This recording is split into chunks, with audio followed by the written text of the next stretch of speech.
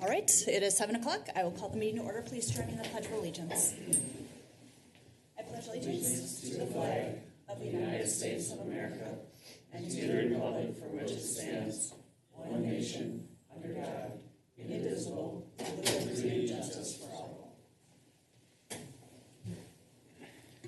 All right, can I get a motion to approve the agenda, please? I'll make a motion to approve the agenda. Motion by Councilmember Perchman. I'll second. And a second by Councilmember Welch. Any further discussion? All those in favor say aye. Aye. Opposed, same sign. Motion passes. All right. Is there anybody here for community comment this evening? Okay. Presenters are welcome to address the City Council for all matters that are relevant to the City of Carver's authority for up to 5 minutes on anything that's not listed on tonight's agenda. Specific requests for information may not be immediately available, although we will do our best to follow up with you sometime after tonight's meeting. The City Council should not be expected to immediately act on requests. However, we will follow up accordingly and may schedule items for future consideration. Come on up. Welcome. If you don't mind introducing yourself with your name. Is this okay? Can you hear me? Yeah, is the green light on? Yeah, it's on. You're good. Am I too close? No, you're good. My name is Al Sherwood. I live in Chanhassen. And thank you for this time to be before you tonight, sharing some of my thoughts on election integrity matters in Minnesota. Absentee and mail-in ballots are documented to have the highest potential for fraud, including concerns with identity theft, lost ballots, and chain of custody issues. A certain administrative rule in Minnesota has made absentee voting a major election integrity issue. With regard to signature matching, state law requires that the voter must sign the absentee ballot. The Secretary of State's office, along with an okay from the appellate judge, has in place Administrative Rule 8210.2450, which now allows for any voter to sign an absentee ballot. Instead of making the common sense determination that the law requires that the same person sign the application and the ballot, and the signatures appear to be the same based on good judgment and common sense, the court essentially held that any person can sign any ballot for anyone without limitation, even if there is a signature mismatch. According to the rule, the ballot must be accepted unless the names are different. The majority of votes in 2020 were cast as absentee. Does this give you any confidence knowing that any person can sign any ballot for anyone? Well, what could possibly go wrong with that? With regard to party balance, Simon's rule also subverted the legislature's intent that party-balanced election judges from the major parties accept or reject absentee ballots. His rule makes election judges, which keep the vote honest, completely unnecessary on ballot boards, and allows government staff to accept and reject all absentee ballots, even if they themselves are candidates on the ballot. Mail-in balloting has increased astronomically since Simon has taken office, as he's prioritized convenience over security every step of the way. Simon's rules told cities and counties they could ignore the party balance requirements and that they didn't have to put any election judges on ballot boards, even when the law says they must. Ballot boards look like black boxes to me. Their work is done behind closed doors instead of in open forums as required by law. Official challengers were wrongly denied the right to challenge a meeting at an absentee ballot board. If they can challenge a person, they should be able to challenge an envelope that represents that person. I realize counties and cities are told what they can do and what they cannot do by St. Paul, but I call on Carver County to make their ballot boards more transparent.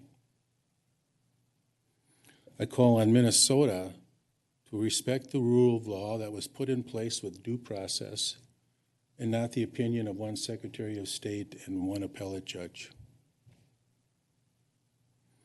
Video surveillance of drop boxes does not prevent people from putting in more than one ballot.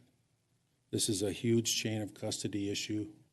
Wisconsin and other states have outlawed them. I call on Minnesota to do the same.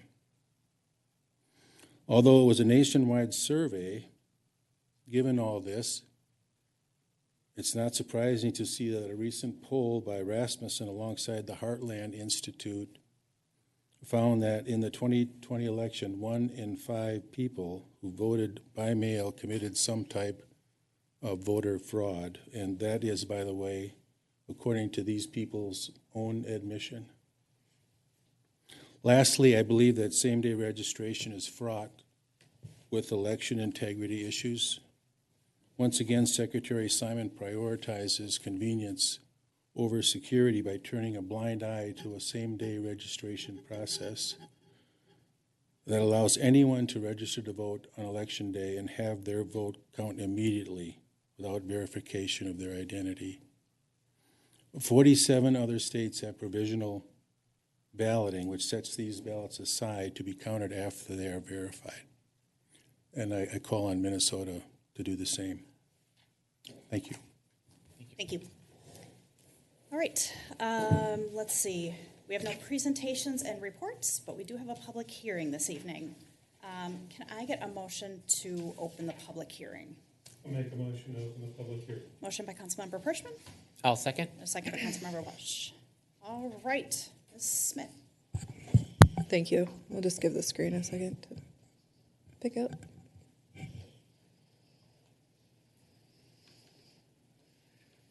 It's going to take forever now. I know. Um, Is it on your screens? no, Okay. that's okay. We need Computer issues. None of the screens are on But I don't think we're getting a signal. buttons. Yeah. Okay. And I'm looking for just. Ah, there we go. Okay. You can crawl around down there. There it is. Thank you. All right, Mayor and Council, the first agenda item for Carver Place is a vacation process. So it sounds really glamorous and fun, but it's not, frankly. Carver Place will also be before you further down on the agenda as well for final plat and development agreement. So first order of business is just I would say simple vacation, but I think Dave would tell me no vacation is probably simple. So thinking through why we're doing this, why this process is required, the Carver Place lot has been platted previously twice before. So it was platted originally with Copper Hills, and then Carver Crossing. And so this will be the third time this property has gone through the platting process, which has led to a lot of legal documents that are tied to this property. So if you try to figure out which drainage and utility easements are important, you have to figure out which legal document to go to, and it's a lot. So this would be the third time that has been replatted.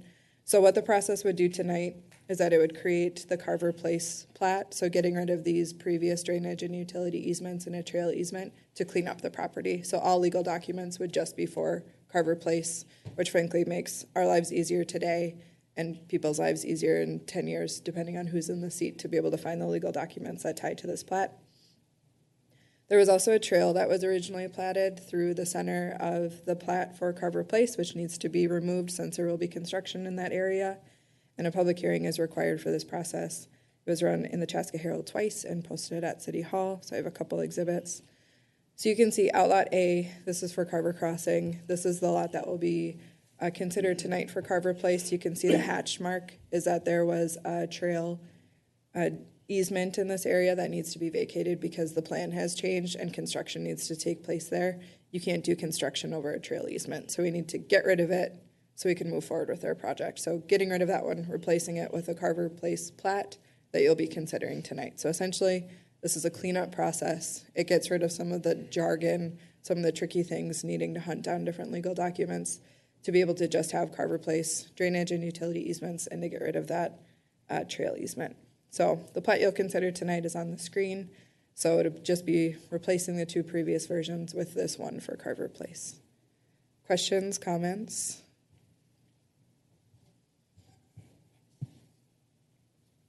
I did have one question. Will we talk later tonight on the land use about the trails? Will we see all the trail connections? Yes. 'Cause I just want to be able to answer if somebody asks, what about the trail that you got rid of? Where are you gonna replace it? But Yep. I felt like it was accounted for, just wanna make sure we'll see it. Yes, and the trail that's in the depiction in the hatched area, it was never constructed, so it's not there. We're not removing a trail at this point. It's just space that was reserved for a trail. Why don't we, just before we go any further, let's close the public hearing. So, are there any public comments? Looks like there probably are not, in that there isn't anyone from the public here. After all public comments are received, if there are any, the public hearing will be closed. No further comments on this issue will be received at this meeting. All right, I would entertain a motion to close the public hearing. I'll make a motion to close the public hearing. Motion by Councilmember Mock I'll second. and a second by Councilmember Pershman. Thank you. Any further discussion? All those in favor say aye. Aye. Opposed, same sign. Motion carries. All right. Any additional comments or questions from council? I guess I had one quick one for Dave. So I guess why do we need in general, why is it a public hearing? Because we're changing existing plating, or, I mean, this is the first time we've done this, so just maybe a little background. Sure, that's a good question, Mayor and Council. So before the city vacates any public easements that it holds, whether it's for public street, public trail, like we have here, public drainage and utility easements, like we have here, the statute requires that the city notice and hold a public hearing. So not only did we have to publish notice for this, but we also had to send a notice to any affected property owners. In this case, it was just the applicant who obviously knew about the vacation, so it wasn't too significant of an undertaking for staff. And one other thing too that it's probably worth adding is that all of the vacation that we're contemplating here in the language is in the resolution, but it's contingent on the final plat being released for recording and being recorded concurrently with the vacation documents. So what effectively we're doing is wiping the slate clean. This vacation will be recorded immediately before the plat, and then the plat will get recorded right after that, and that's going to have all the required dedicated easements that this development needs to function properly. And so that's, I think, a good way to think about it is we're trying to clean up the title like Aaron mentioned, and also eliminate that trail that runs through the middle of the property that is no longer part of the plans for this area. Sure, so we're basically doing it instead of a choose your own adventure, look at this section, jump to this section, we're kind of starting it over and then replat it with the final one we wanted anyway, right? It's just a simplification. Correct. Okay, great, thank you. Any other questions or comments? I Or a agree, motion? it's a boring vocation. So I'll make a motion to Thank adopt you. resolution 108-24, vacating drainage and utility easements and trail easements. Motion by Councilmember Pershman. I'll second, but I just want to confirm, I think we're, Can you hold on? And a second by Councilmember Sarah. Any further discussion? Go. good. Okay. You started saying, I just want to confirm. I am looking at it now, the 108.108-24. Okay. All those in favor say aye. Aye. Opposed, same sign. Motion passes. All right, on the consent agenda. I move to, Mayor and Council, can we pull 7.4, please? Okay. Who wants to make a motion to approve minus 7.4? I move to approve the consent agenda, removing item 7.4. And a motion by Councilmember Welch. I'll second. And a second by Councilmember Mock. Any further discussion? All those in favor say aye. Aye. Opposed, same sign. Motion passes. Did you want to pull it, remove it, or pull it, talk about it now? Wasn't can- that we're gonna, Pull it and talk about it. Okay. So Aaron's pulling up the agenda item. So for the council and for those watching, in the work session tonight, the city council discussed a capital improvement plan related to a building maintenance project and a renovation project at the fire station. If you just can zoom in. So the project includes the fire station addition, which is really a renovation project for to segregate and independently climate control their turnout gear.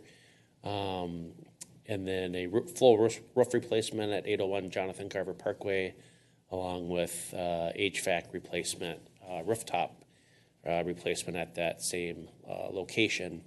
And so as we discussed during the work session, we're planning on using capital improvement bonds, which requires a public hearing. And so on your consent agenda was a public hearing notice.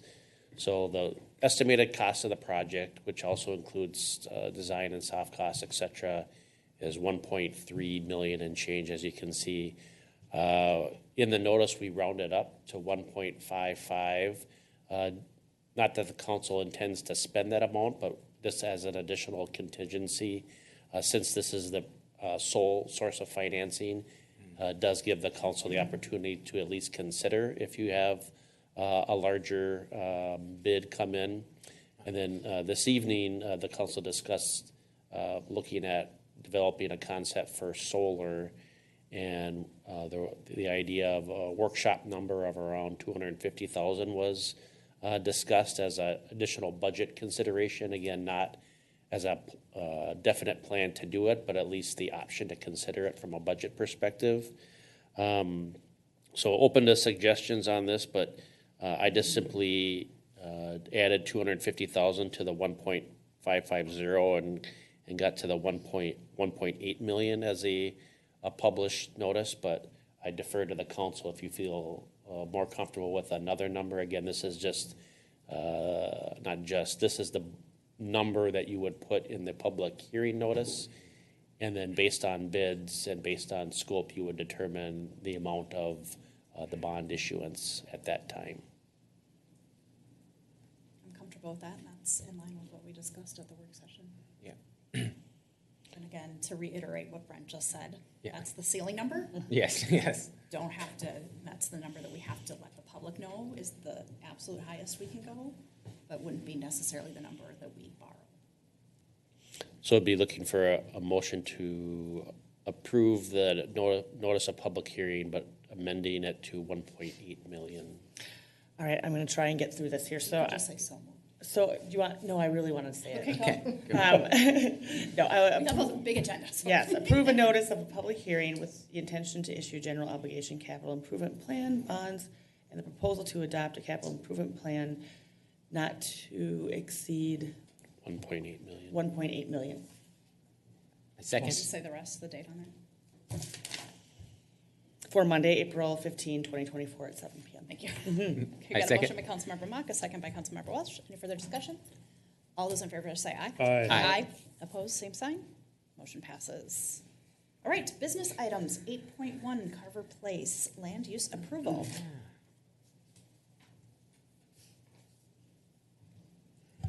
Thank you, Mayor and Council. So part 2 of Carver Place, we just worked through the vacations. Now we'll review that final plat that we talked about with those drainage and utility easements. So starting off where the project is located, we're talking about property at 1591 Hartwell Drive. So just south of Carver Crossing, north of the Oak Tree development near Carver Station along Jonathan Carver Parkway or County Road 11. Talking through the applications that are before the council tonight, the first is the final plat. So the final plat is the technical planning document. It lays out the drainage and utility easements, which we just talked about in the vacations, shows the layout of the property. This will be the final review by the city council. So once this review is complete, you likely won't see another review for Carver Place.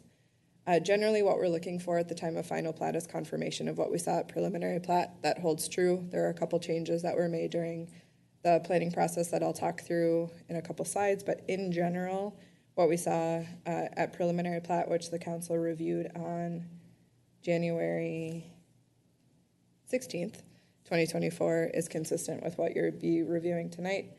The Planning Commission reviewed at their most recent meeting. Again, a reminder, the City Council approved preliminary plat on a 5-0 vote at that meeting in January. Once the plat is recorded, with that vacation notice as well, the developer can move forward with a building permit once all those documents are recorded. So a really important step is that we memorialize this package of approvals and having it be recorded.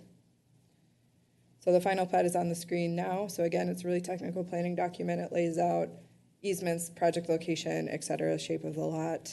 Here we're creating Outlot A, which may develop in the future as an additional project.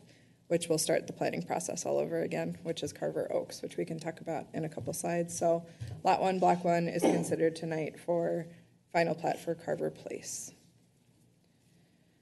So the other request by the City Council is a motion to approve the development agreement with the CDA. So a development agreement is a document that's drafted by the city attorney, reviewed by city staff, reviewed by the developer to make some agreements in what the expectations are. So there are agreements throughout on some really big expectations. So things that the developer can anticipate, the city can anticipate, what residents can anticipate. There are some really big details, so fees, what they owe us for park dedication, stormwater, sirens, et cetera. Schedules are another really big one, so we can start to tell people that might be calling, when is this project going to start? When is it going to end? We start to see some of those details through the development agreement, and it goes down to really small details. How is the cement truck going to get on site? It's included in the development agreement. So it's a catch-all for the entire group to come together and say, these are our expectations. This is what we're agreeing to. The DA, again, is recorded and referenced throughout the construction process and beyond. So if someone calls and says they were hammering outside of construction hours, we can go back to the DA and go to the developer and say, you signed this, you need to meet these expectations. So again, another really important process. So tonight, it's a resolution for final plat and then a motion for the development agreement. So again, located just south of Carver Crossing, their second apartment site. So some details about Carver Place. It's a project proposed by the CDA, which is the Carver County Community Development Agency, which will construct, own, and manage the property. So a little bit different than Carver Crossing, which is the existing apartment complex on site. It's 60 units, 15 one-bedroom, 32 bedroom, 15 three-bedroom. Some project details, it's 95 parking stalls with 70 of those being underground, which meets the requirement of our parking ordinance. Parking lot with 25 surface level, indoor, outdoor bike storage, and then ADA accessibility throughout the entire project.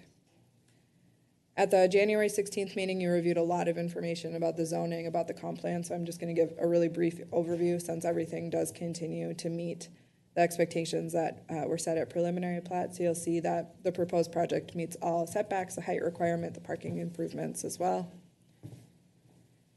And then thinking through the city's comprehensive plan, so it's guided medium density. I know it can feel a little bit funny having an apartment go into what we call R2, which is a residential district we use pretty frequently for single family.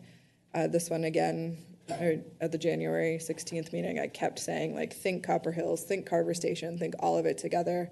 All of those things are important to hit the density that's required for our medium residential district and our comp plan. So this project meets the intent of the city's adopted comprehensive plan. I'll look at what the building will look like from the north looking south.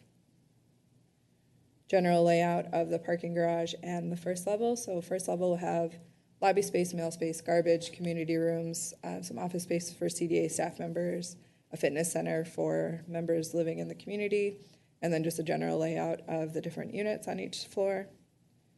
2 and 3 are the same.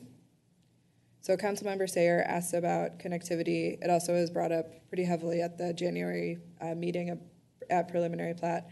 How is this going to connect into our greater system? How does this play in? So what we've added from preliminary plat to final plat is the area circled in red. So you'll see throughout there's, if you start looking there, you can see where the sidewalk transverses the entire east-west portion of the building, hooks into our trail system along Jonathan Carver Parkway, provides a crosswalk over to Carver Oaks, which is the CDA's proposed future project. And then as part of the comments for this project is that we requested with Carver Oaks a north-south trail connection on the farthest westerly side of that proposed building. So we don't know a ton of details about that building yet, just because we haven't started the planning process, but we'll continue working with the developer to make sure that trail connectivity is a feature for both Carver Place and Carver Oaks. So you'll see it continues north as well to get into our larger trail system. So that's one change. While you're on that side, Yeah. the trail on the east, is that the existing connection between It is. Taylor Parallels JCP? Yes, yep. And then one that is not as glamorous as Fun Trail Connections is that we've gone back and forth on the landscape plan a couple times, buffering to oak tree. So the previous version of the landscape plan showed some trees where the red circle is right now. The pond requires that space for the, which high water level is it? What's that? 100-year high water level. So we are unable to put trees in that location because water might bounce there from that pond, which would lead to trees probably not being successful. So that one has changed a couple of times, but this is the version that works for construction with that pond, unfortunately. So the final plat is on the screen now. We also have put the pond on the south portion of the property in a drainage and utility easement, which is our typical practice. So the plat looks a little bit different from preliminary to final, but in general conforms to our typical practice, was reviewed by city staff and consultants. The development team is here if they want to come up, join our conversation and discussion. I'll pause for now if they want to join us. Do you mind introducing yourselves before we start? Welcome. Good evening, Mayor and council members. Thanks for having us back again. I'm Allison Strike, the Deputy Director with Carver County CDA. And Steve Dunbar with Ivy Properties, owner's rep for the CDA. I'll open it up for discussion, either city staff or the development team. All right, any questions? Wow, guys. Good, yeah. Can you just go back to where you talked about removing the trees from the tension pond? How was I don't remember from January, was the tree planting as kind of dense, if you will, as it is on the eastern side? No, there were some groupings between, but it wasn't as dense as those. Okay. I don't know that I have any questions on the project. Thank you guys for incorporating that trail connection. I think that was important because my question was, how are the kids going to get to the bus stop back in January? But I appreciate you accommodating that and making that work. The only other question that I have is for the DA, and so that might be for you guys. I would like to see language in there about what we casually refer to as our water piracy ordinance in there. Just for you guys, we've been having an issue with contractors related to or unrelated to construction opening up our fire hydrants, and that turns up the water system, and then the neighbors have issues with discolored water. It's been a real problem, so much so that we made it a misdemeanor in the city of Carver to unlawfully access a fire hydrant. So I kind of looked, and I don't think I saw anything in the DA about that, but I think that would be a good addition to that. We can certainly add a reference to that if you'd like us to. There's also just a general compliance with laws provision that requires the developer, and that includes their contractors and everyone doing work on their behalf, to adhere to all laws, ordinances, regulations, directives of the state, the city, that kind of a thing. So it's a catch-all because there's really all kinds of laws that arguably would apply. I know that one's really important, especially as of late with some of the issues we've been seeing with contractors. And so what I can tell you is it's kind of wrapped into that catch-all provision. I would still like to see it called out. I would like to see it called out. I also understand that the contractors probably aren't going to be going through that with a fine-tooth comb, but it's been a real issue in the city of Carver. So much so that even like in the off season, from January until now, we've probably seen 2 or 3 hydrants illegally accessed too, when you wouldn't expect it to be happening in the middle of winter, although this isn't a traditional winter, as we all know. But I would really like to see that. We can add reference to it. There's also an opportunity for what's called a pre-construction meeting. They have to have that with our engineering team before they start construction. And so I don't know if Aaron... We talk about it at every pre-construction meeting too, so it's reinforced at that stage as well, with the contractor at the table. So. Okay. We do have some blanks that we have to fill in before we finalize this. I don't think that's a controversial provision that anyone will have issue with, so we can simply reference that ordinance in the version that we have executed and recorded. Okay. Yeah. Great. That was my only comment. Anything else? I'll make a motion to adopt resolution 109-24 approving final plat for Carver Place. Motion by Councilmember Mock. I'll second. A second by Councilmember Pershman. Any further discussion? All those in favor say aye. Aye. Opposed, same sign. Motion passes. I'll make a motion to approve and authorize execution of the developer's agreement for Carver Place, subject to any changes deemed necessary by the city's attorney. I'll second that motion. Can I And add then- a friendly amendment to Yep. including the water piracy information? Yes, including the new ordinance on water hydrant illegal use. Thank you. Motion by Councilmember Sayre, I'll second. second by Councilmember Welch. Any further discussion? All those in favor say aye. Aye. Opposed, same sign. Motion passes. All right. Yeah. When are you breaking ground? Yeah. No, that's the million-dollar question. It's Oh, sorry. I think the discussion with Minnesota Housing today now is July 1st. Is that what our targeting. yeah, hopefully it'll happen in January, but that's kind of what we're targeting right now. July. July 1st. Okay. Yep. Awesome. Within July. Welcome.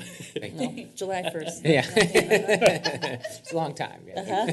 Yeah. Outstanding. Well, Thank welcome. you. Great, thank you. Thank you. Appreciate it, thank you.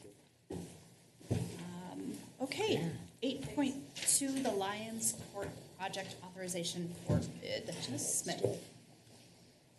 Thank you, Mayor and Council. So tonight we're talking about a project at Lions Park, which is located off Mount Hope Road. So I suspect the mayor will talk a little bit later about a Learn to Pickleball event that we had with the Parks Advisory Group, which was so fun, by the way. Fun. But we started talking about this project that, should the council be favorable, we'll have some pickleball courts. And people were like, where, when can we be there? So, Can I get there tomorrow? right. So located in Lions Park, which is off Mount Hope Road. So the court that's in Lions Park right now is in pretty rough shape. It was resurfaced in 2011 after it was also in rough shape then. The change between the project in 2011 and the proposed project now is that the project is a full reconstruction. So instead of just resurfacing, we'll do a full reconstruct. So it should last a while. So the base will be reconstructed as well. There's also a few changes to the existing court. So we'll transition to a half-court basketball with 2 permanent pickleball courts, which will require some additional fencing. And the proposed funding source for the project is the Special Capital Fund, and once the $325,000 are potentially allocated for this project, the fund will be dissolved. So something Lynn Schutte, the finance director, has been working towards is dissolving the Special Capital Fund. So moving forward with this project, we'll dissolve that fund. So existing conditions there now, so it's a tennis court and a basketball court with some like free space on the westerly side with a basketball hoop. Conditions in 2011 when we did the resurfacing, so the left is obviously the correct condition in 2011. The one on the right is the AI picture that looks so beautiful and fake. It's not AI, I took that picture. I know, it looks so fresh and nice. So potentially, hopefully, what it will look like with this new reconstruction. And back to where we are again. So similar conditions to 2011 when that initial project was completed. Proposed layout, so keep the tennis court, go to the half-court basketball with the 2 permanent pickleball courts on the west side, north side. That's kind of a strange orientation of it. So near the basketball courts. And then thinking about the fencing, so 10-foot fence on the rear of the pickleball and tennis, and then 6-foot fence throughout the rest of the project. So again, looking for authorization to go out for bid for the Lions Court sport courts. Lions Park sport courts. I said too many sports there. Any questions? I have a question about the fencing. So the fencing right now around the tennis court part, at least, is got to be 10 feet, right? Because I'm afraid are you saying that this 6-foot fence is going to go around the tennis court also? So 10 feet. On the backside by England's Correct. property? Yes. Yep. Yep. But right now the fence is higher than 6 feet out there. Because that doorway's. Sure. So what I'm worried about is if we only have 6 feet around a tennis court, I mean, those balls those go flying, right? So they're going to be chased around. So why wouldn't we have 10 feet out all the way around like we have now? Cost.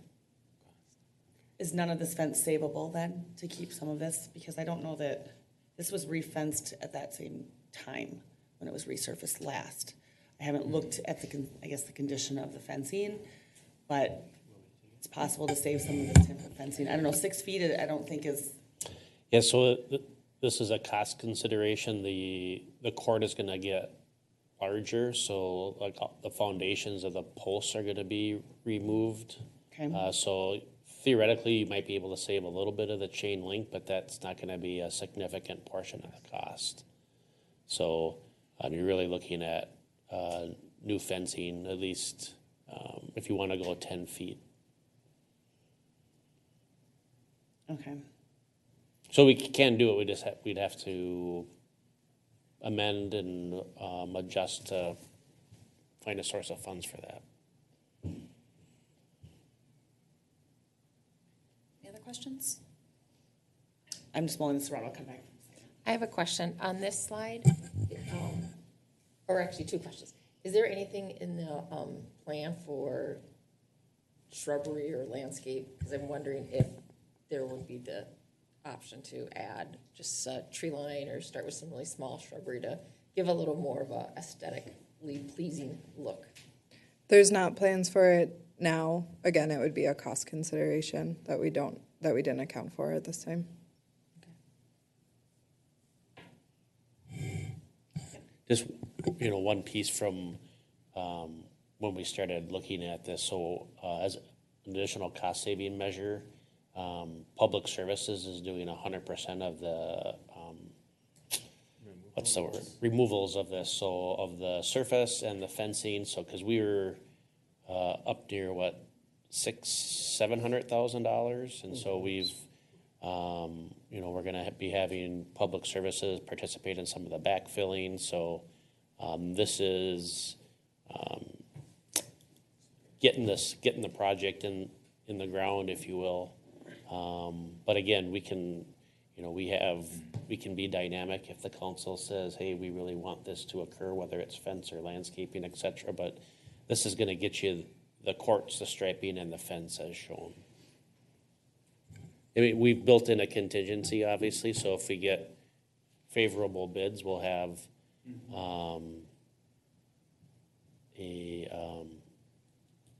more, I guess, and I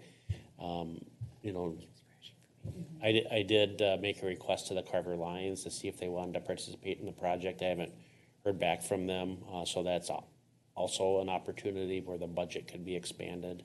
But we have $325,000 in special capital, and so we worked within the confines of that budget to try to make this work. Any other questions, comments, motions? Could we add some landscape? Or just like I guess so you're asking us to approve the plans to go out and advertise. The plans don't include any landscape. Is there a way to do it and just say, like, what could we get for $2,000? Knowing that. I'm worried that I'm hearing that this plan is the top of our budget. Yeah. I don't know that we have $2,000. Lori, are you talking about a buffer between England's property and that? Like, just behind on the fence? northwest, like, there probably isn't Right. room. But that's something we right don't there. have to do with this project, if it's something we could look at later, or maybe, who knows what. I just think this organization. park will get more visibility. We'll be getting more use out of it. The one Am I thing. seeing that it's right on the property line? I'm sorry. Yeah, there- I was just gonna say, Yeah. Mayor, that it is very close to the property line, so we'd have to try to shift things a little bit more closer to the trail to try to save a buffer space for landscaping in the future if you were to consider doing that at some point, so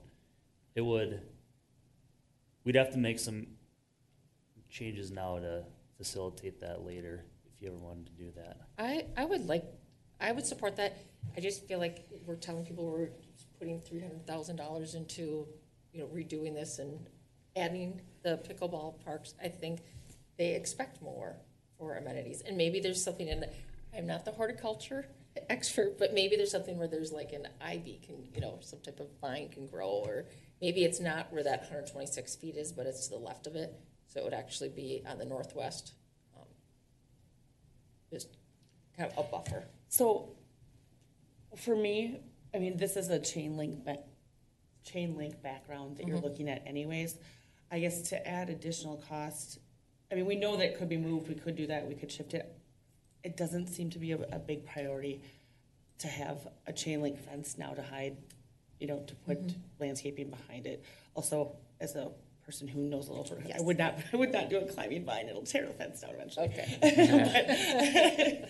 But, I guess, Lori, I appreciate the aesthetics part, but for me, if we're looking at a chain link fence anyways, it's not on a highlight list for me. Okay. I'm also a little worried about what the cost impact of moving it. There's not a base to if we move it 4 feet or whatever, so. Just, Mayor, Council, just from a sports ball Oh, thank you. perspective, you don't traditionally see like, you wouldn't want trees or like leaves blowing into like the tennis and pickleball court areas. It would add a level of maintenance and disrupt the play. So if we would plant trees, you'd want them in a perfect scenario to be a little bit further away from the actual playing surface, so there isn't. And conifers are gonna Construction. get 40 feet wide, 30 feet wide, so they were really gonna Apple be. tree, something. Yeah. I'm gonna make a motion to approve plans and order advertisement for bids for the Lions Park Court reconstruction project. I'll second. Got a motion by Mayor Johnson, a second by Councilmember Pershman. Any further discussion? All those in favor say aye. Aye. Opposed, same sign. Motion passes. All right. Moving I learned on. something about climbing the vines. Thank you. Well, that's why you don't want them on your brick house. We'll talk I've always after the heard, meeting. yeah. Yep. Bad news. All right, Third Street Bridge Project, authorization for bid. Mr. Schmidt. Good evening, Mayor and Council. So this is a topic that we looked at our last work session, and this is the formal step of bringing this to you now for approving the plans and authorizing us to go ahead and advertise for bids. We have state aid plan approval, so the plans are ready to go.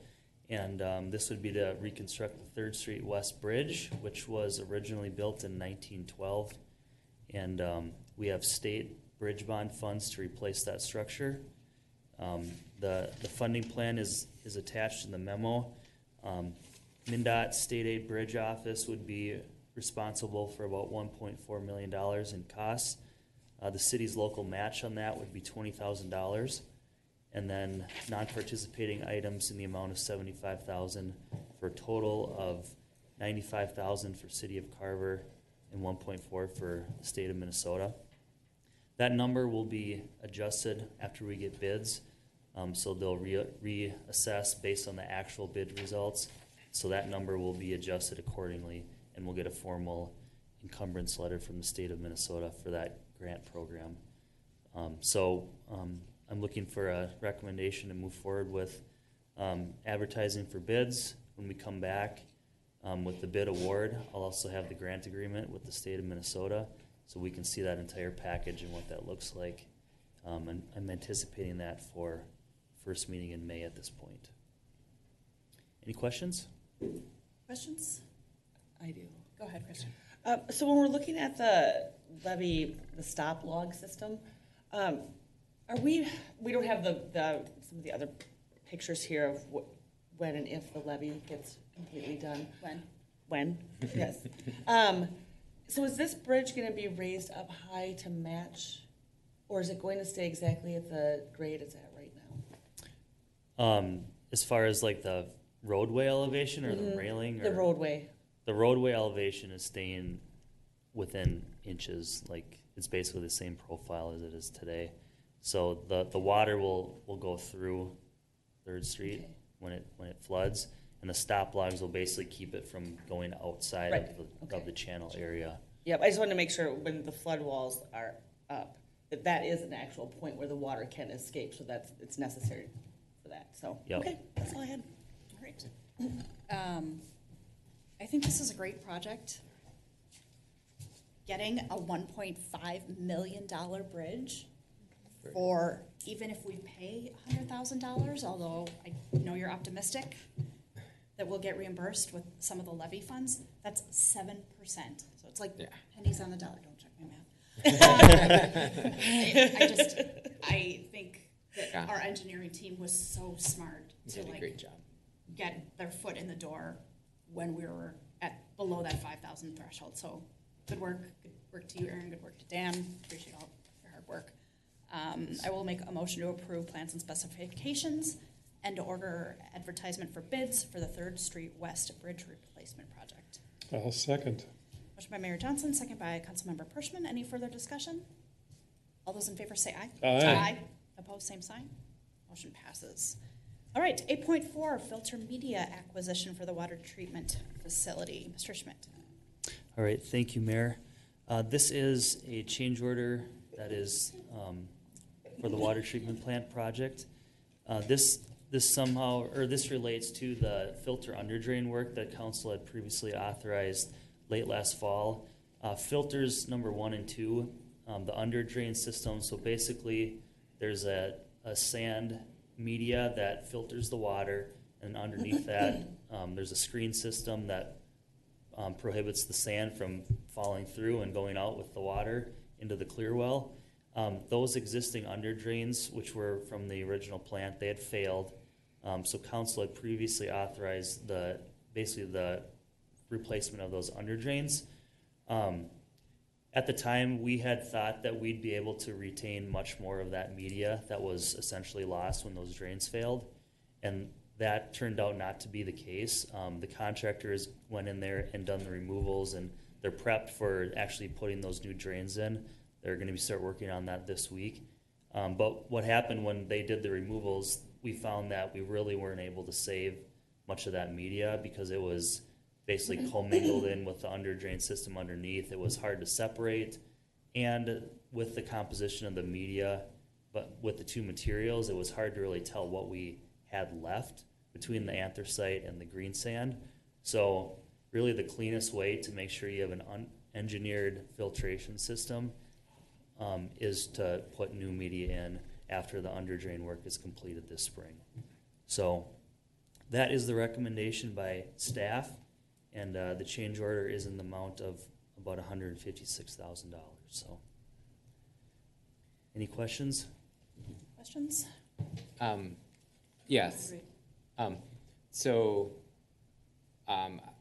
Like you said, we thought we'd be able to reuse it, but after they actually got in there and looked at it, just the amount of loss and was too much. And then what was the commingled? So you're saying that for the drain to work effectively, you need to have an isolation between the two different materials. And once they got mixed together, even if you had enough, you couldn't put it back in because it wouldn't be it would be incorrectly mixed or not stratified, right? Is what I'm hearing. Yeah, and they have different specific gravities, so one weighs more than the other. So it wasn't necessarily that it's not possible, but just physically, the under drains themselves were literally full of media, and there's no way like the concrete under drains had to physically be like broken out and removed, so it would be full of debris, and it just wasn't suitable to put back into your filtration system. So between that and what was removed from the clear well itself, that was basically vacuumed out, and it's not really salvageable. Okay. So So this is an additional $150,000 because we already had approved what would you have the total now? I believe the previous change order for the under drain work was like $343,000. Does that sound right, Brent? It was three something. So yes, this is in addition to that. So I acknowledge it's a big cost, but we need to get these filters put back together. Otherwise, we're going to be in a coming up to summer, and we don't want to get into that position. So we recommend moving on this and continuing to move forward. So I guess there was more for Brent. So the enterprise fund, we have that money in cash already available?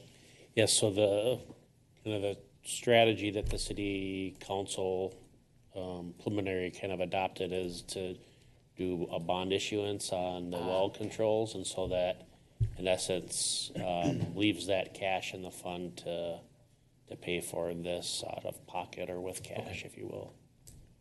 Okay, thanks. Any other questions? I have a question and a comment. If I remember right, we came in under budget with the water treatment plant. I was trying to go back through some notes. In hindsight, I wish we would have held on to some of that money, which that's not how budgeting works, but it's too bad we didn't foresee this sooner and know. Well, we more or less, that money wasn't given back. It still stays within the account. Right. It's just It's moved found. into the general account. So we're, and this is being a change order with that same project. So I wouldn't look at it as that money was lost or used for something else. Would we be able to get an account for how much we were under budget and what we've used and what we've used it for? And I realize that those answers wouldn't be. Yep, you'll get you'll get a lot of that in the audit if you want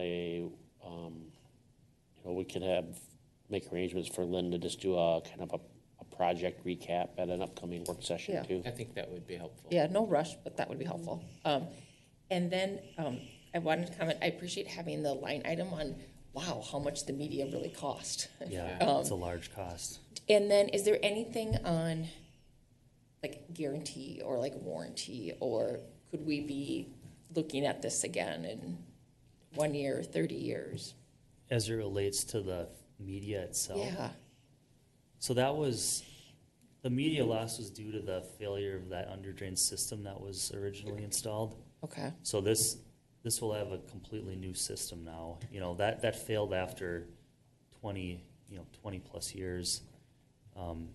We feel that the design of the new underdrain is something we've been using for a long time, and we think it's a good design. So it actually doesn't use a stainless steel screen anymore. It uses a gravel layer to kind of separate the sand from getting through. So we think it's a more robust system than using mechanical anchors and such to retain the media itself. So.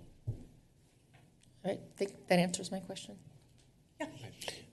Mayor and council, I don't know if you mentioned this, Aaron, but we have a good relationship with our insurance provider since we're kind of involved with or a partner with the League of Minnesota Cities Insurance Trust. So we've been reviewing this and investigating whether or not this rises to the level of a claim since, the underdrain system failed, and then the media was a result. The media loss was a result of that.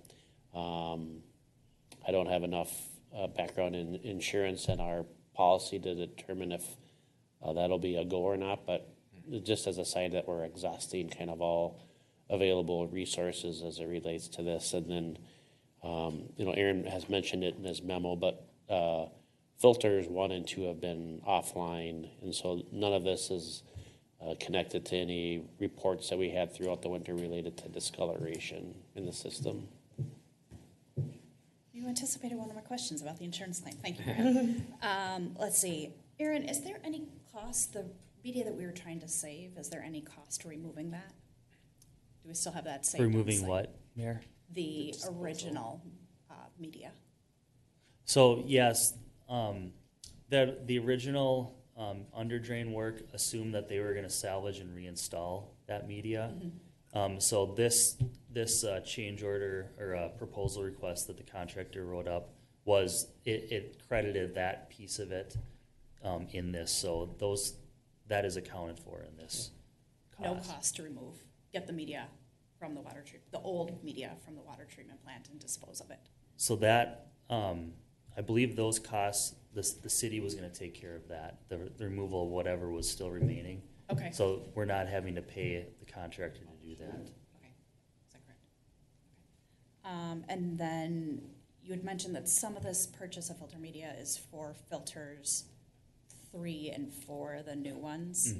Are those doing? I assume we're monitoring those pretty close because we shouldn't be losing a ton this early. Yep. So there's been a couple inches of media that have lost in those filters in that section, and that's not something that's uncommon when you're starting up a plant and kind of working the bugs out per se when you're getting the backwashing, sequencing, optimizing, that sort of stuff. So we're getting a little bit of extra anthracite, which is the top layer of media, just to top off the new filters 3 and 4, since we're getting that delivery anyway. So. And I assume that's part of our procedures. We always check on that to make sure we're not losing. Yep. So staff measures the depth of the media on some sort of cycle. I don't know what it is, but it's something that they're watching very closely as well to make sure that there isn't something happening that we need to adjust some sequencing on the plant operations itself for those filters. Okay, super. Thank you. That's it for my questions. Any others? A motion? I'll make a motion to approve change order number 6 in the amount of $156,065 for the water treatment facility improvements project. Motion by Councilmember Mock, I'll second. second by Councilmember Welch. Any further discussion? All those in favor say aye. Aye. Opposed, same sign. Motion passes. Thank you. Thank you. Up next, 8.5, the capital equipment purchase for the Public Services Department. Dr. Merrick. Thank you, Mayor and Council. Happy to discuss proposed equipment acquisition for the Public Services Department. We're proposing to finance this through a capital equipment certificate as a part of a larger bond issuance for your consideration later this spring. This is an item that the council's reviewed on several occasions related to our long-term financial plan, and then in several work sessions. The four purchases are a replacement of the 1989 payloader. We do plan to keep the existing payloader, and through some I would call minor cost-sensitive upgrades, we want to kind of keep that as long as we can to provide as much life and use out of that machine. Single axle plow truck, so that's the traditional large city plow truck. Utilities truck, so that's especially outfitted from a box perspective. Truck with a crane used to pull to pull and service lift stations. Has a lot of utilities related equipment and tools within it. And then a heavy duty truck, and I really want to give Paul and Eric and the whole public service team a lot of credit for some creativity with this. We're purchasing chassis, which from a non-public services perspective isn't a term that I'm really used to using a lot, but basically the truck, and then it's outfitted with different boxes depending upon the use. And instead of having a truck for the garbage compactor and another truck for when we do brush removal, etc., they've found a device called a switch and go, which basically allows them to put different tools. So think of your vacuum cleaner with different pieces that you can put on there for a brush and vacuuming out your car and so on. And so I think this is a real ingenious way to look at vehicle purchasing rather than buying individual trucks that might be used once or twice a week. You can use the same truck and use it for different types of services that we provide throughout the week. So a series of motions. We're asking the council to approve the purchases of these items, because in some cases we have anywhere from 6 months to a year's worth of wait time. Some of the things will come in different pieces, if you will, like we might get the chassis but not the box, or vice versa. And so we really want to get these in the queue and ordered, and we'll have the cash on hand then to complete the purchase at the time of delivery. So happy to answer any questions that you may have. Questions? I have one about the payloader. I'm not sure why I had this impression in my head, but that we were going to sell it or get rid of it. We would recoup, in my mind, then obviously we would recoup some costs, not that it's a 1989 payloader is going to bring in millions of dollars for us. Is there a reason to keep both payloaders? Yeah, I would offer, it's one of the primary pieces of equipment that we use to clean cul-de-sacs. And so just anecdotally, that's, we tend to get a lot of resident feedback on cul-de-sac cleaning, and if we can do it in half the time with 2 cul-de-sacs at minimal cost. Sold. Thank you. Yeah. Less emails? All right, any other questions? Are there any other vehicles that we are replacing, or are these all additions? There is the utility. The addition is the switch and go addition. It says addition of a large truck. I would have to. I don't know if we're keeping.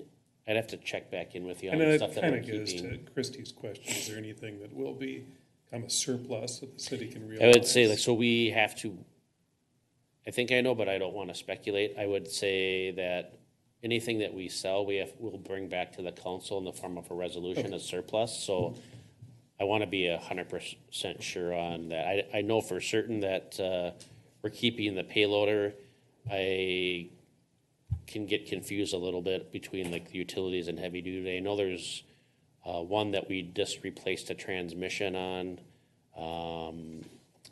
But we also know that it's gonna take some time to get the replacement, so we didn't wanna be that down, so we did invest in money to get that transmission repaired. But I'll get information back to the council on that. Any other questions, or do we want to start doing motions? Okay, I have one more question. Okay. So when we're looking at the financial part, so it says that we initially had estimated the 970,000, and it did not include any of the tax title or licenses. Obviously, seeing it coming in at 97.2 is not a huge difference, because we had some savings elsewhere. Was it an oversight that we didn't include the tax title, or did we had no idea what it was going to be? Well, those are estimates that we had, and so actually the 970 didn't include that, but the 970 didn't include that, but we're actually considering that. We're only 2,000 more, and we had 63,000 worth of tax title and license costs, so Is that what it was? it's the last item in that table there, the last Oh, yeah, row. there it is, yep, okay. So I would offer we're considerably under budget based Sure. on that 970. Yep, and I have no problem with where this is coming in, but if we're gonna make purchases in the future, if we don't include that tax title, that could have been $63,000 above this, right? Correct, but we don't know that until we actually get the quotes on the vehicle, so a lot of that would be, we can speculate on that in the future if we It might be good to just have an idea of that before going into it. Sure. Oh my gosh, I'll start with the first motion. Are we ready? Motion to authorize the purchase of a Caterpillar 930 wheel loader from Ziegler for $363,156.30. Got a motion by Councilmember Mock. I'll second. So I'm going to give it to Eric, second by Councilmember Pershman. And then, Oh, we got to get this one Discussion. done. Any further discussion on that one? All those in favor say aye. aye. Opposed, same sign. Motion number 1 passes. All right. Motion to authorize the purchase of a Freightliner chassis from the I-State Truck Center for $116,109. Motion by Councilmember Pershman, I'll second. second by Councilmember Mock. Any further discussion? All those in favor say aye. Aye. Opposed, same sign. I'll make a Motion motion, passes. Okay. So eager, go. Yeah. I'll make a motion to authorize the purchase of a truck box and associated attachments for the Freightliner from TBEI for $163,129. Motion by Councilmember Sarah, I'll second. second by Councilmember Welsh. Any further discussion? All those in favor say aye. Aye.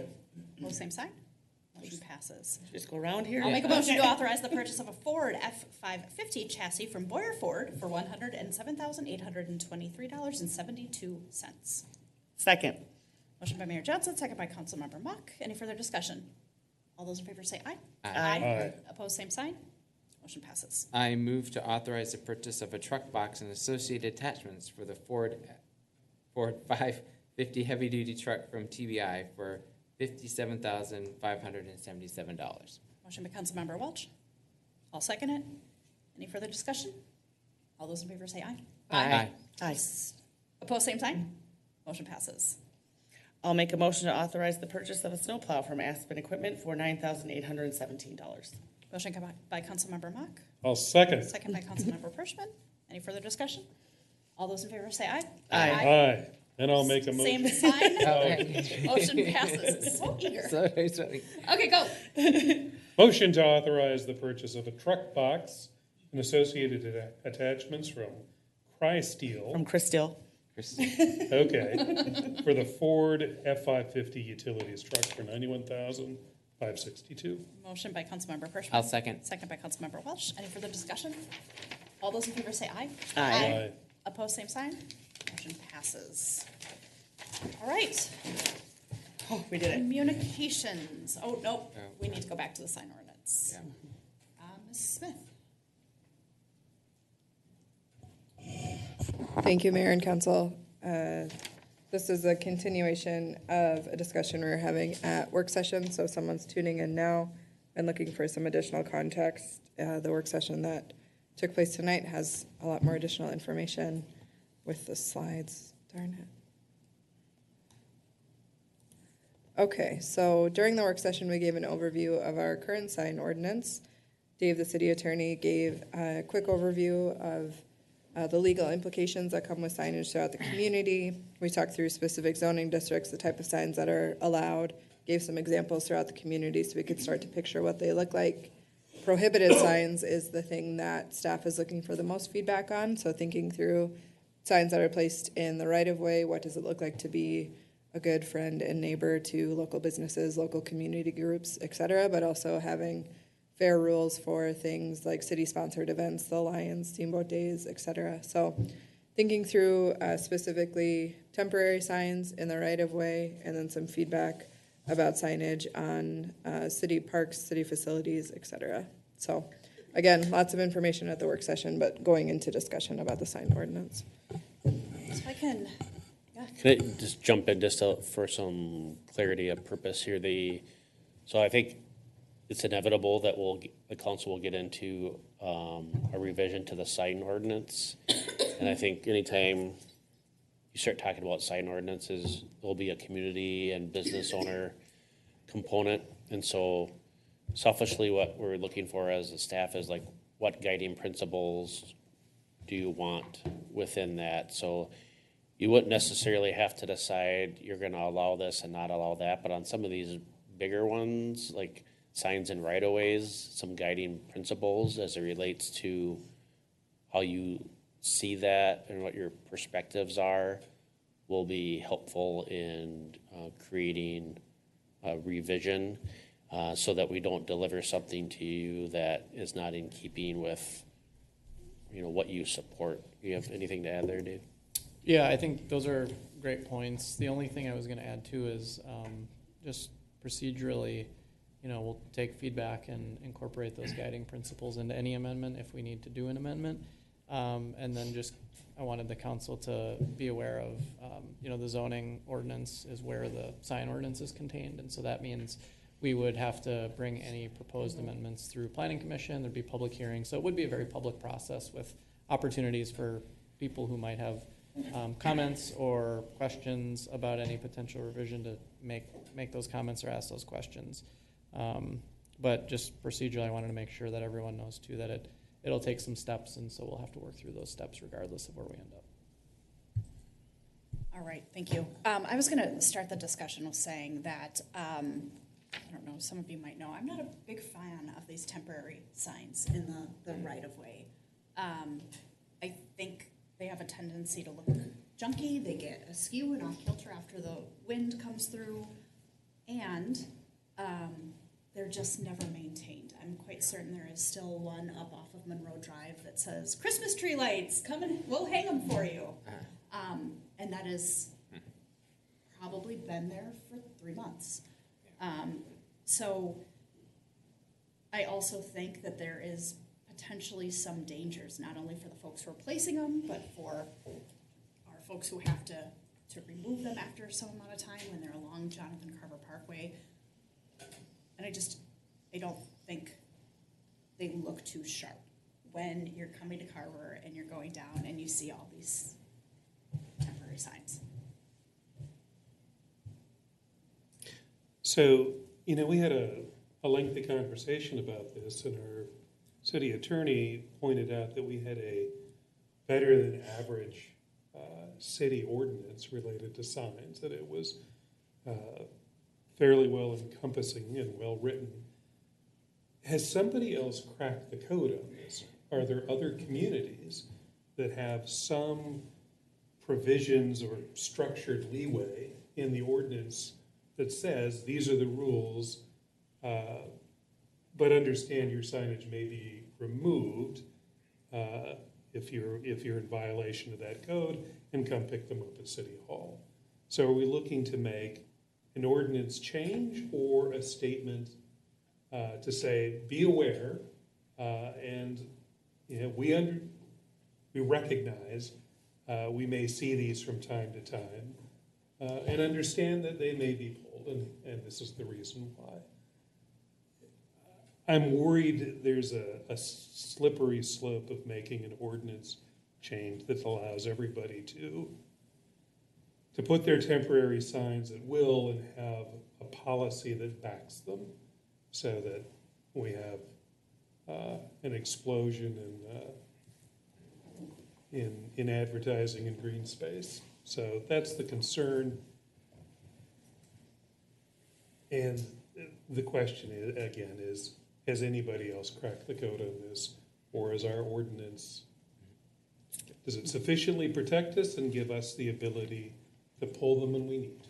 So if we're gonna talk about other cities' ordinances, I'd like to see what they do for the community organizations. Because there is something about some of these signs that really lend itself to, cohesiveness in our community, right? So things that the Lions do, things that the CCYBSA does, there's, sign your kids up for softball up at the field. Well, they were not allowed to have the sign in the city park. So yes, you can put it on social media, but again, these are some of our city organizations that, create some of these binding ties between families and neighborhoods and friends. So I think I personally would like to see something and what that looks like, how we would address that. I can't get to, so like you said, has someone cracked the code for this? I wanted to mention a little bit more specific. Obviously, I am the coordinator for STEAMO Days, which is a big event which takes much signage that sometimes Aaron was zip tied to a stop sign. And here's why, because we do have these bump outs now. There's no place to put things that say, this road is closed. You can't put a banner in there because it's concrete. So you come to certain corners and have to say, okay, no, we're going to put this. Now, this is just an example. There was a corner and I asked a certain person, would you mind if I did this? And they said no. And I said, okay, then now what do I do? So you have to look at alternatives to putting it in someone's, technically in their yard, right? And so then up 6th Street, and I realize that in here there is some, Lori had pointed out there's some provisions for traffic control signs, or maybe Brent had said that too. I have to put those in the right of way going up 6th Street for STEAMO Days. They have to say STEAMO Days, no parking, things like that. But once you get down here, it's a little bit more difficult to find spaces in the downtown to put some of these things. I also want to be very proactive in the downtown when it comes to our businesses down here. We have a new trail coming in. I would love to see them really flourish when that happens. Now, do I want to see signs that are left over from Christmas tree lighting anywhere? I don't.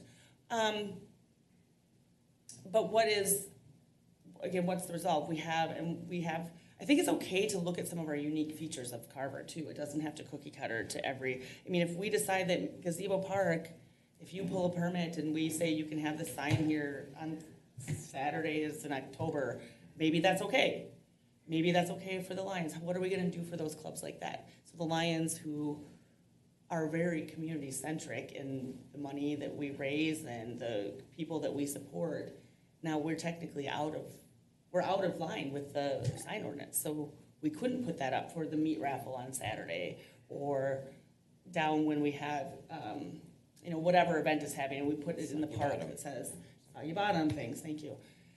How do we figure that out? What does that look like for us? I don't think squashing some of that in our town is a great idea.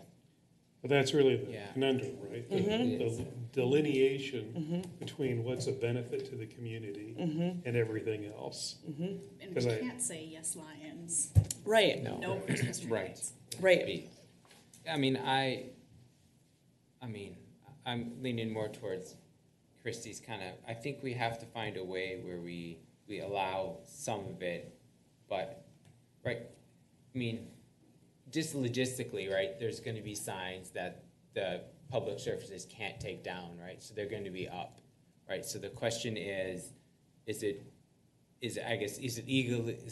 easier legally to have a ban, and then just whenever we see it, we pull it, but then does that get the city in? How fast does it have to pull it? Do pull signs relative to the other ones as soon as it see it? Versus if there's, a temporary sign for a week. But I also see we don't want signs sitting around for remodeling for 3 months, right? So I think there's got to be some balance, and I'll lean towards our legal of how did someone ever crack the code of what is a reasonable restriction for safety? The maintenance of trying to mow the yard, right? Obviously, if it's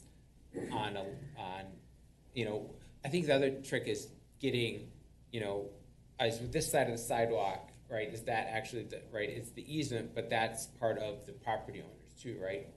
Depending on where it is, right, along the sidewalk in the front of your yard, right? So I don't think I have a genius solution, but I think we need to find a way to have some allow, right, temporary, or some sort of way, you know, to get in there without a blanket ban. Are we talking strictly, Mayor and Council, are we talking strictly about signs in the right-of-way at this point? I mean, is that, I mean, I'm guessing. I hope we are, but I don't think we are. I just want to make sure I understand what's leading the Well, discussion. so we don't put, have I'm just in giving an place example, now that lions the go council's in the concerned park, about. so we put them in the park, right? So they're in Depot Park, you'll see signs. They're also, they end up in the right of way, they end up on sidewalks in front of business, you know, we don't own the post office, right? But we put the meat raffle sign in the post office corner. Okay, just to, because I think Aaron did a really good job of trying to direct us and guide us, can we go Sure. back to scenario 1? Okay. And discuss very specifically temporary signs in the right of way? I would support not allowing any temporary signs in the right-of-ways. It's unfortunate that we can't have some flexibility in gray area, but I just feel like what we've been educated on from a legal aspect, and to not put ourselves in a situation where we have to make a decision or we find out afterwards we made the wrong decision. I would just like to say no temporary signs in right-of-ways. And can I also just clarify too, does that include in the central business district where currently they are allowed in the right of way as long Yes. as, okay. I mean, I don't like that, but hopefully they maybe have partnership or with the community engagement that they could put the sign on somebody's personal property. And so I think there's probably gonna be work done on the education piece of where is the right of way? Lori, there's 0 lot lines on most of these. These buildings come right up to the sidewalk. Right, and There's so no I place know, to put them. I realize that, And other the than like a sandwich- poster on the door. Yeah, the sandwich signs that we see on the corner for the creamery, or we'll see, you know, here and there, I don't have a problem with those in the downtown, and I think to expect that there's room to get that on someone's personal property, that there's almost no green space downtown that is owned by a business. There's very, very little. Yeah. I do support the signs in the central business district downtown for that reason. And that's where our businesses are. And I think the signs that we see, and I know we can't legislate this, but I think the signs that we see down there tend to be for more of our businesses. It isn't the hang your Christmas lights, finish your basement, buy a puppy. Paint my house, yep. Yeah. So for me, okay to continue in the central business district, but I don't like this example. I don't like this example either, but this isn't the only example. So I But think, narrowing it down. right, and I can't get on board with this, because that then again takes away from any of our community groups. I get it that this would be like a personal business, but just because we're looking at the example here, it also will include all of our community organizations that can't put anything there. And I can't get on board with that. One thing that's interesting too, I don't know if anyone picked up on this, this temporary sign language, we didn't talk about it in too much detail earlier, but it only allows temporary signs from 6 a.m. Wednesday through 9 p.m. on Sunday, meaning even temporary signs in the central business district, there should be none of them up on Monday or Tuesday, which I assume is probably not in practice how it They usually take them down. A lot of them are occasional shops. I shouldn't say, sure. a good majority of them are gone by the. And I just raised that because right now on its face, that would, if you had anything up on Monday or Tuesday, which I assume these businesses are all open on Monday and Tuesday, sandwich board signs, for example, wouldn't be okay. I don't know if there's any anecdotal evidence about that. So I guess Carver Creamery being open, that they Right. have theirs out Mondays and Tuesdays also. And Harvey's occasionally has a sandwich board too. And I'll just add, what you're talking about now, allowing them in the central business district, but not throughout town in the right of way, that's what our ordinance currently says. So it wouldn't be an ordinance change. I think we would get, if your direction is to be more aggressive about the city right of way, I'm happy to have my team go out and pull more signs and be more active in that. But I think we're going to get some feedback that will likely Yeah. come to you as well. So just establishing the boundary to say, you're right, we are pulling more signs. The city council had this discussion. So I think we'll get some more feedback, but I think you will too. So it wouldn't be a change to our ordinance right now, but just something that might trickle to you as well. And Eric, you had asked, has somebody already cracked this code, right? So for me to, we're looking at this now and trying to make choice. I would almost rather see some examples from other cities if they have cracked this code. What's the code we're trying to crack? I'm sorry if I. How they balance between community organizations, temporary- right of way, and Like So the I signs wanna- behind you. I want to push back on that. I think if we look at our peer cities and call 8 cities, we're going to have 8 different examples. And I think we're sitting in these seats to get this figured out. Because I truly think that there are going to be different examples. To what Eric said, for Dave, we're doing this right. I think, and for us, I think it's just a matter of enforcing perhaps what we have right now. And I want to also clarify too that my comments about how good shape the sign ordinance is really from a legal perspective. I don't want I don't want it to. I heard like, you endorse it. You As if said love it's- it. Right, it's just policy-wise, I mean, you have some No. discretion. Obviously, there are legal parameters around that discretion, which I'm here to talk through. And I just think it's a pretty soundly written ordinance from the standpoint of First Amendment law. And I think it's very, very well done. Yeah.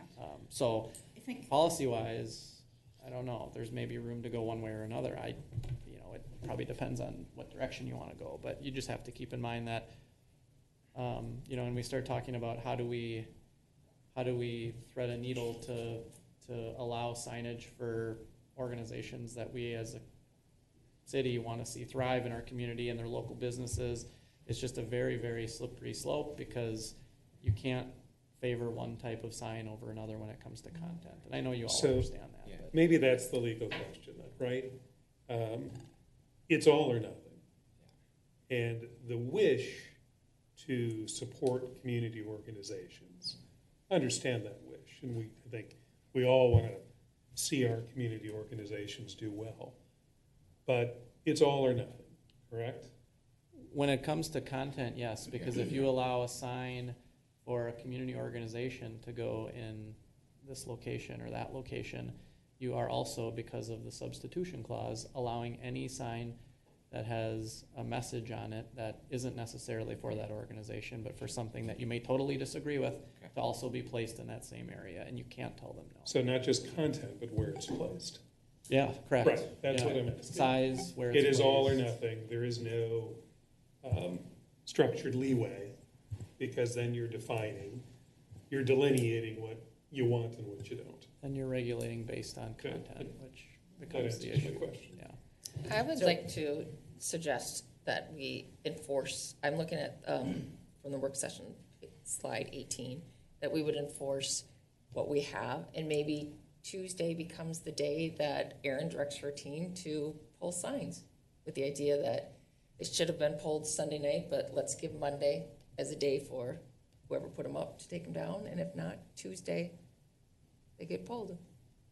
And then knowing that Wednesday, they can put them back up. Outside of the right of way. Oh, yes, outside the right of way, thank you. So then, if it's outside of the right of way, you're on personal property pulling signs? No. No. I know, but Yeah. tell me how this works, and where are we gonna be pulling these at the park? So signs shall be located outside of the public right of way except in the central business district, where signs can be within public right of way, provided the signs are not placed within the street or parking spaces. So anecdotally, after some situations this past year, we allowed signage in Gazebo Park. So if someone wanted to have event signage for a business downtown, they could do Gazebo Park. They could use outside of City Hall. We allowed signage there too. So a couple of options downtown that are city-owned that you wouldn't have to get Joe Schmo who lives next door that would give you permission. But So what, on the public right of way, maybe, so, Wait, I'm sorry, can we just have Dave follow up Sorry. on that thought? I just want to make sure I heard that correctly. So was there direction to actually go onto public property and pull signs? Did I catch that correctly? No, I should have said. Okay. That are in the right of way. Sorry, and our team wouldn't do that. We wouldn't go on private property and take signs. Okay, thanks. Sorry, go ahead, Reed. Brent just raises his hand. Mr. Mayor. Yeah, Okay, so, somebody. so, like, I guess I'm trying to think, is the difference between like in a neighborhood, that the public right of way, is that, like, do your property line technically come up to the street? So any sign in like a residential neighborhood would theoretically need the property owner's permission, and then that sign is then on their property, right? Or is it, then that's what I'm thinking, like just around a neighborhood, just like my Red Oak Ridge, if I stick a sign in my front yard, is that in the right of way or that's on my yard? It's typically within 10 feet of the curb, I 10 think. feet the curb, okay. Like if you were living mid-block, Sure. it'd seem ridiculous for someone to put open house for, a house they're trying to sell yeah. in your yard. Right.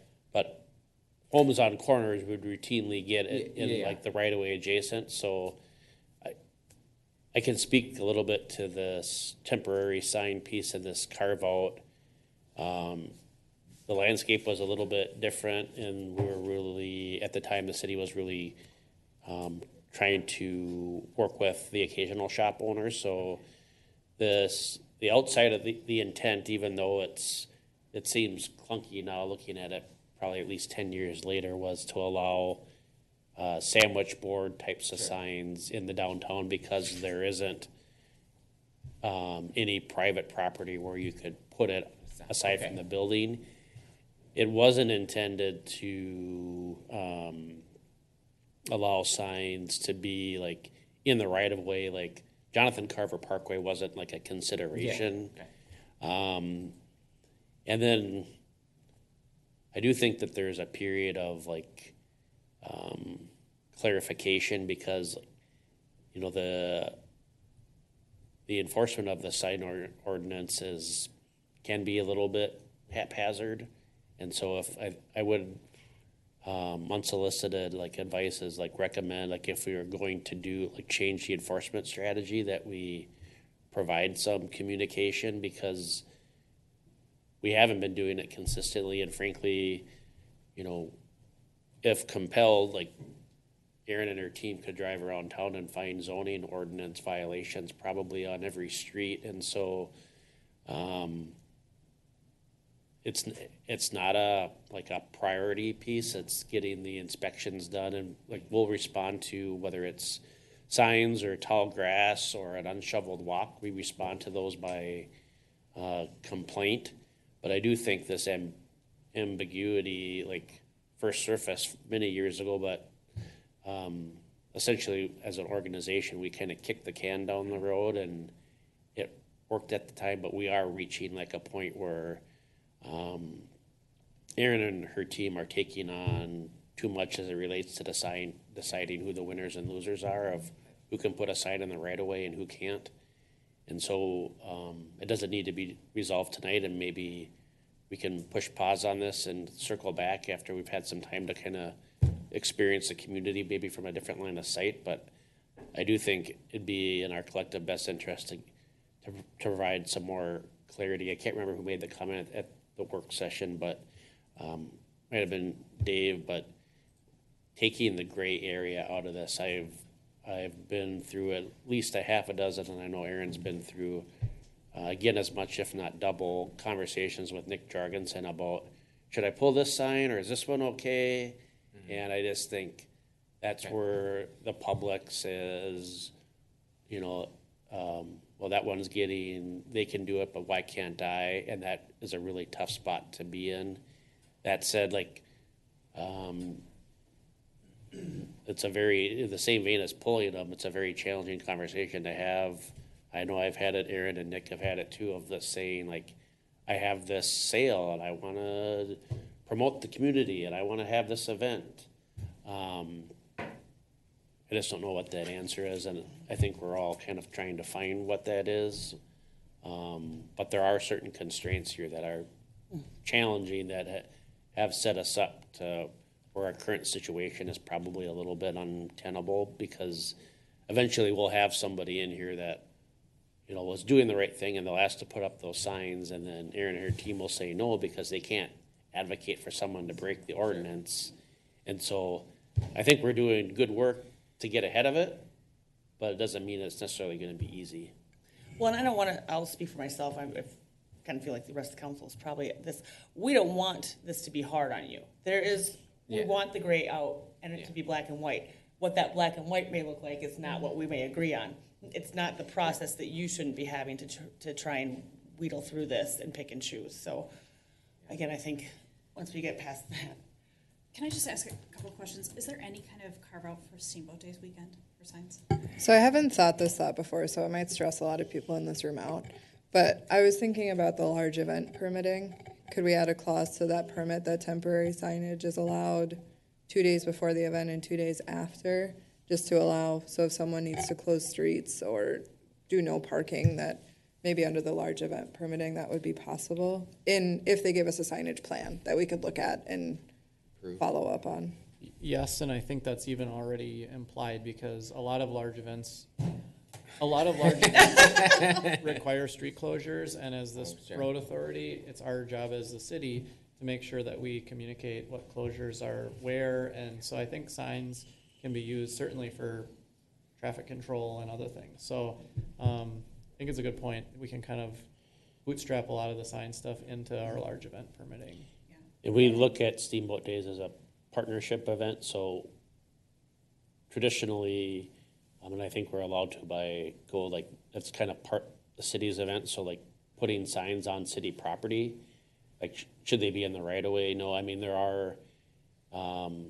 are cities in Carver County that go through pretty significant efforts to alert candidates for office if their signs are in the right of way. And so like that's a whole nother, kettle of fish when you talk about like people running for office and having their signs outside of that right of way, because it is, it's a universal. But on the events for that are connected with the city, and Steamboat Days would be the only one that's tangentially not ours. We allow events. It's just folks will see that and then say, well, why can't I do that for my event? And so some of that we recognize that we're going to have to explain through a conversation.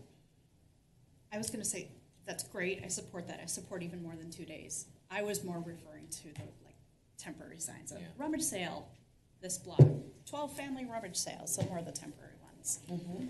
And part of it, no matter, I would say, what the council adopts, I think people are going to be prone to do that. And on Steamboat Days, we typically just don't have the resources to enforce that. So it's, even if we wanted to, we'd have to reorganize some priorities. And by the time the event's over, the signs are, I would say, 90% gone. We certainly don't promote them being there, but there are literally hundreds of signs throughout the community, if not more. And so I would say Steamboat Days is like an outlier. There's probably any number of things where I'm like, that's probably a code violation, but you just, unless it's a health and safety thing, you don't address it, because there are how many garage sales,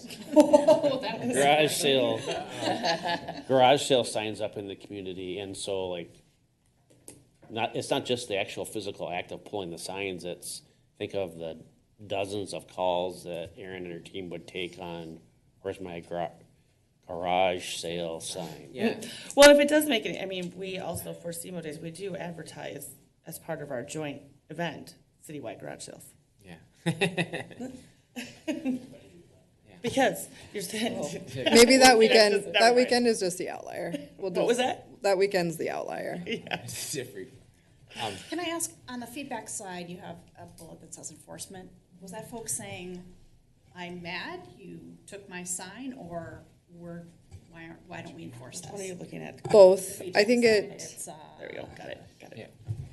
it's a little bit of, you took my sign, but you didn't take X person sign, talk me through that process.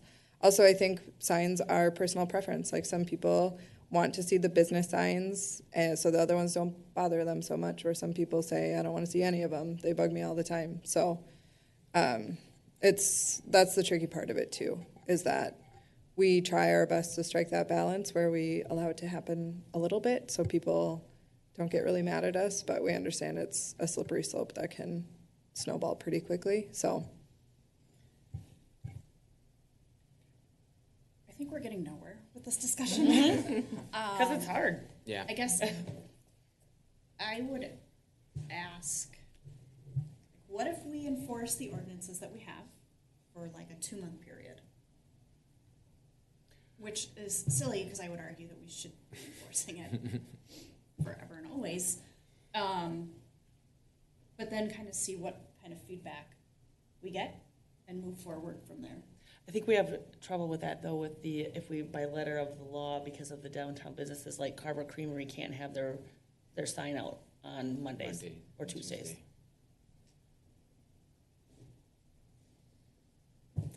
What, can't they, because it's an A-frame? But Temporary signs. As long as it doesn't interfere with traffic, it doesn't take up a parking spot. It's it's C1. Yeah, It's And C1. the shall be Maybe permitted. permitted. Yeah, but this isn't picking and choosing. This is supposed to be all Yeah. of them. Yeah. So yeah, the first one says 6 a.m. on Wednesday to 9 p.m. on Sunday. maybe then that should have the carve out of, but I think I'm ready to kind of digest this more and Yeah. maybe even talk to some of my neighbors. But maybe then something like number 1 includes a carve out for the central business district. We would then just have to, just thinking out loud a little bit, we'd then have to probably decide what makes those signs temporary in nature. I think the point that this implies is that these signs are only up at maximum for 5 days. So they're temporary because they're coming down for at least a couple days. So if we exempt central business district signs from the Wednesday to Sunday thing, then what makes those signs temporary? I mean, wouldn't they be arguably permanent? Bring them in. We can think through that. a Another little bit, shade of but- gray. Yeah, another shade of gray. We'll follow whatever direction the council gives us. I would ask that while you're thinking about this, that Erin and her team just enforce it as they have been. Yeah. And then, the impetus is to like make the change, because if the ordinance language hasn't changed, I think we owe, and then we enforce it in a different way, I think we owe the community an explanation of why that is, and we don't frankly have the ordinance language to back up like why we were allowing it 2 weeks ago and not today. And so I think it creates a lot of like messy conversations for Erin and her team, and selfishly like me to have with folks where we do our regular, I don't know if it's monthly or every other week, we'll go through, and it's primarily Jonathan Carver Parkway, and if there are signs on city property, like Carver Station is usually a big one, or I noticed on the way in on Depot Park has something related to like storage or something like that. I mean, we'll pull those, but just my 2 cents, we'll follow whatever direction the council wants. And we do have a pretty robust group of like neighboring cities. We can just ask them anecdotally what they do for community signs, and maybe that tells us that they do nothing. They treat them all the same, or maybe they have something with their legal team that they figured out as a carve out. But I don't think that effort would be too significant for us to at least report back to you, and then it gives you a little bit of space to think about this issue. I mean, I think for sure we need to fix the number 1, figure out the timing, and if that still makes sense, and then get the central business district figured out. I guess I'm more on Christie's side of trying to find a way to keep those smaller temporary signs some at least clear direction at least in the code of where they're maybe not by intersections or not, something like that, but I don't know. This is my thoughts. Yeah, I think, Brett, Can I just, can we do that? Anywhere in the community, just not at intersections? We can't be that prescriptive, can we? I'm not ripping on you, I'm Yeah. truly And just interested. trying to like get a, well, it's a safety hazard, right? Maybe. I think we could, I mean, as long as we can tie it back to some sort of public safety thing. I mean, the issue with public right-of-ways, we as a city cannot give permission for people that don't own the underlying property to put signs in right-of-way. Because part of the scope of what the city can do in right-of-way is not allow signs for private endeavors, private businesses. But if the property owner is okay with it, then yes, we could allow it and we could create like a distance from intersections. I mean, that's something that could, something that you can. There you go, okay. Yeah. but in the CBD, That's that's still still six not by your business. Sure.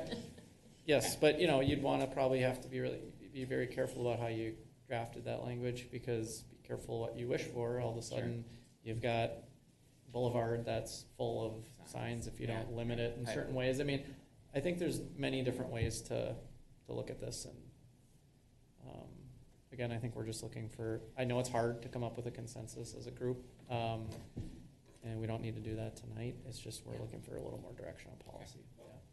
I feel like Eric has something to say. Well, just, the more we talk about it, the fewer flaws I think I see in our zoning. I understand what we wish for. I really do. But to start making changes puts us in jeopardy. So the decision is, are we making a zoning ordinance change? I don't think we are. Are we going to make a change in the level of enforcement? Maybe. Maybe we do that. I think what we do today is based on the resources we have. Do we want to spend more money removing signs? I don't know that the town is going to be supportive of having a sign duty officer that goes out on a daily basis. You're hired. Yeah. So, I bet we could find somebody to do it for free. well, but, so, Yeah. so two different things we're talking about here. Are we changing the ordinance?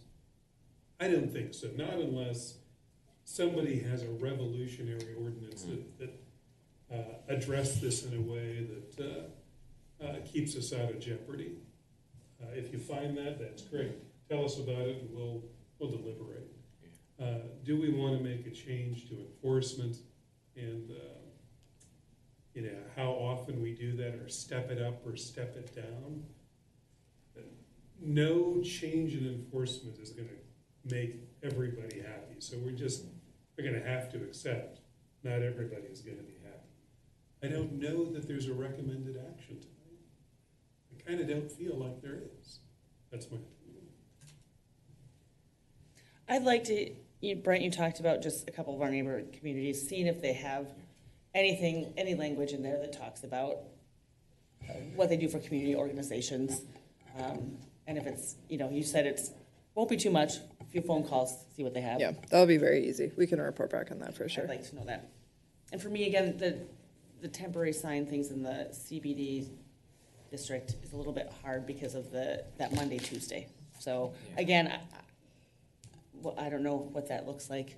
Not sure how to fix that. But I mean, telling the creamery, sorry, you can't have your sign out on Monday and Tuesday seems really Arbitrary. Yeah, thank you. That's the word I'm looking for. You can all the other nights, but not Monday Yeah, and Tuesday. I don't disagree with that. Maybe it's a different temporary signs in the central business district. Maybe it's a different category. And Yeah. it could be as easy as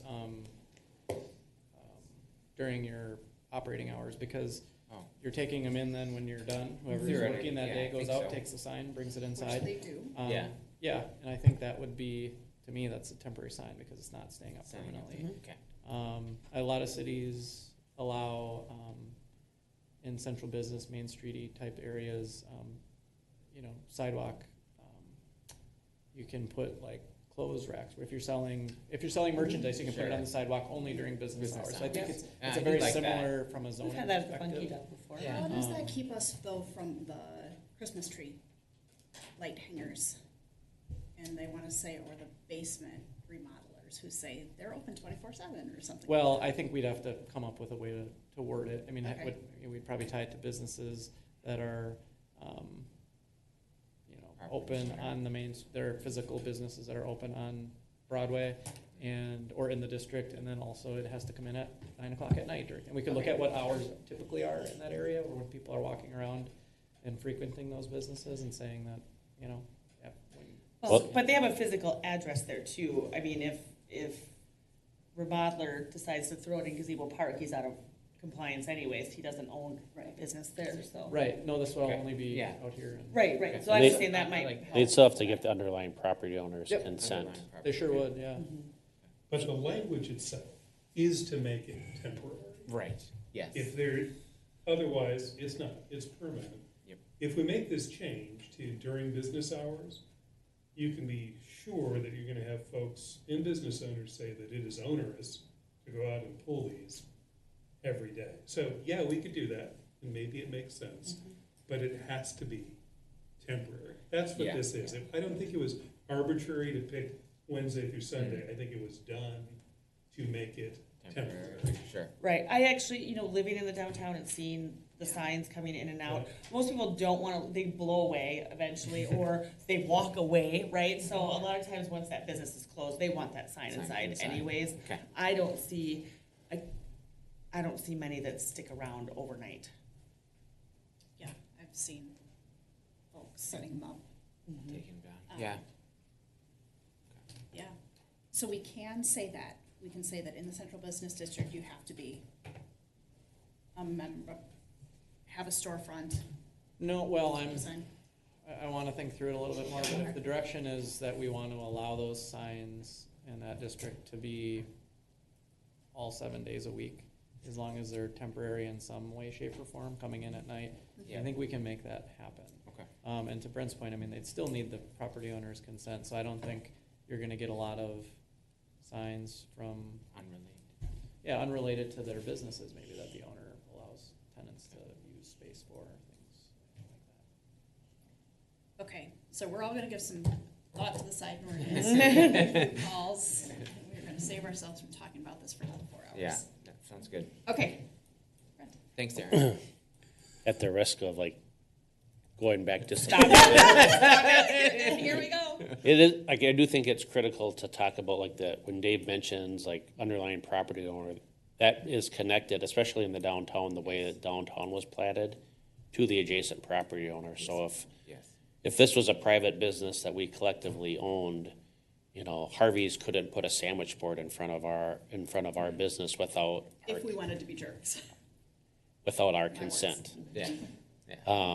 And so I know that was an issue that occurred in the downtown, and so I think that's something that we can add some clarification to when we get back into that. You're talking about the city hall property? I'm talking about another business A advertising in front of business B, the right of way is still considered part of the property, and so they need that property owner's consent. City hall is probably a bad example. Let's say if you had an ice cream shop and an art store, and the art store wanted to advertise in front of the ice cream shop. Because it's a corner. And there's more space there. Right, so that will need to be I think some clarity on that would help avoid miscommunications and hard feelings, or at least attempt to. Yeah, we can work through that. Yep. So I'm just gonna, am I okay to? Yeah, yes, please do. So a lot of these items, or all these items we covered in the work session, but I wanted to circle back to monthly water reports. So in the department reports, you'll notice the February water report.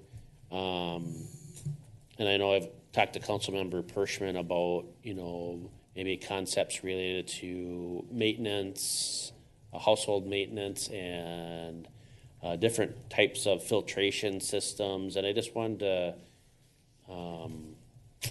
connect with the council on what you wanted those monthly water reports to look like.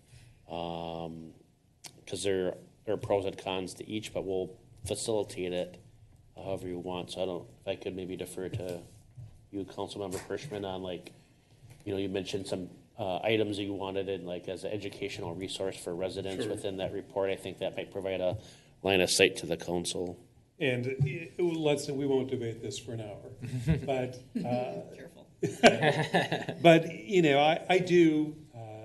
We've certainly all heard a lot about discolored water concerns and where that's coming from, and I think we probably have a lot of homeowners that are new homeowners that don't have familiarity with what happens to the water when it comes in to the house, what a whole house filter does, what a water softener does, what a reverse osmosis system does, what those filters look like, what the maintenance schedule is, the settings, all of the things that go with in-house systems. And it unfortunately adds to the narrative that they're getting a poor quality product from the city. It isn't really our job to educate folks on how to run their in-house appliances, but with all of the attention this has, maybe it's worth putting some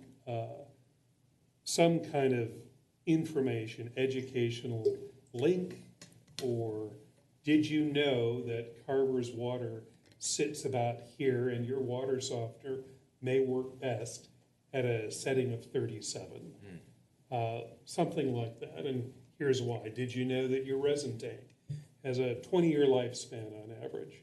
And if your home is older than 20 years, it isn't functioning the way that it needs to.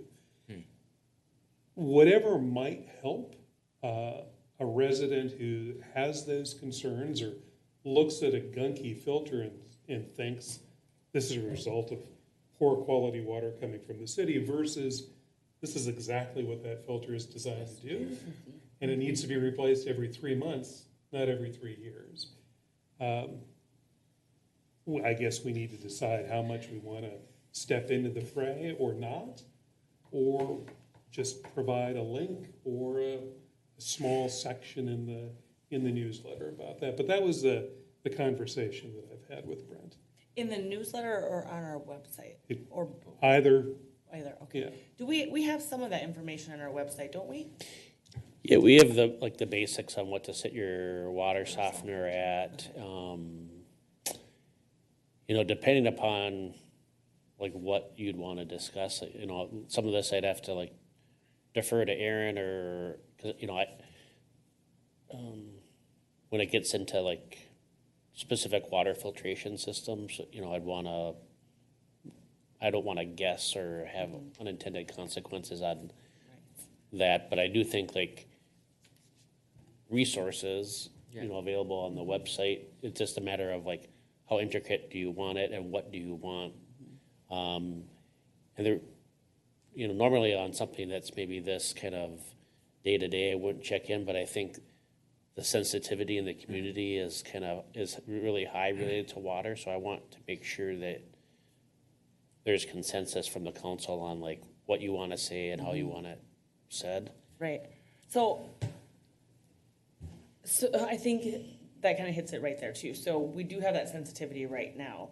And we did just come off of hearing that there was time that they thought that the city, all of us, were a little bit too much like, as a homeowner, you should be, take care of this, and kind of turn it back on them. So I think it's a good idea to have some of that information. Again, as a city, we're not going to endorse any specific, company or product, but I think that would be very good information to have on the website. I'm not sure how we get that out without. I want to be careful on the messaging right now that we're not somehow turning it back. That hey, take another look. Your side, which it's both sides, right? We've done our work and we're still doing our work, and then homeowners also have some of their own work to do. So I don't know how that comes across and whether the rest of the council thinks that's a good idea. I don't mind having that information on the website for sure. I think it would be great. I would probably go look through it again myself to make sure that I'm set correctly and all the things. So I say the following, as a homeowner who didn't know you needed to flush your water heater every once in a while until literally December. Maybe not so coincidentally, my water heater died kind of the day after that I discovered this. But with that caveat, I worry like where we draw the line, and I don't think it's the city's job to tell folks what options are available to them, to be the salesman for Connecticut or Brita or whatever. I think with as many of us in the room, we probably treat our own water at home different ways. Maybe Aaron doesn't have a water softener. Maybe Dave uses a Brita filter. Maybe you do Connecticut, you do home house filtering, reverse osmosis. You know, like there are a lot of different options out there. And where do we draw the line? What if I have an issue with my air conditioner or my furnace? Are we going to ask the city to then share tips for that? I worry that it's a slippery slope. And kind of to what you were saying, we did get the feedback that initially we weren't acknowledging the issues and said, well, and when we truly were trying to be helpful and, you know, said, well, it could be the resin from the water softener or, you know, and I think the optics of that was that we were saying, oh, not it. It's got to be on you, resident.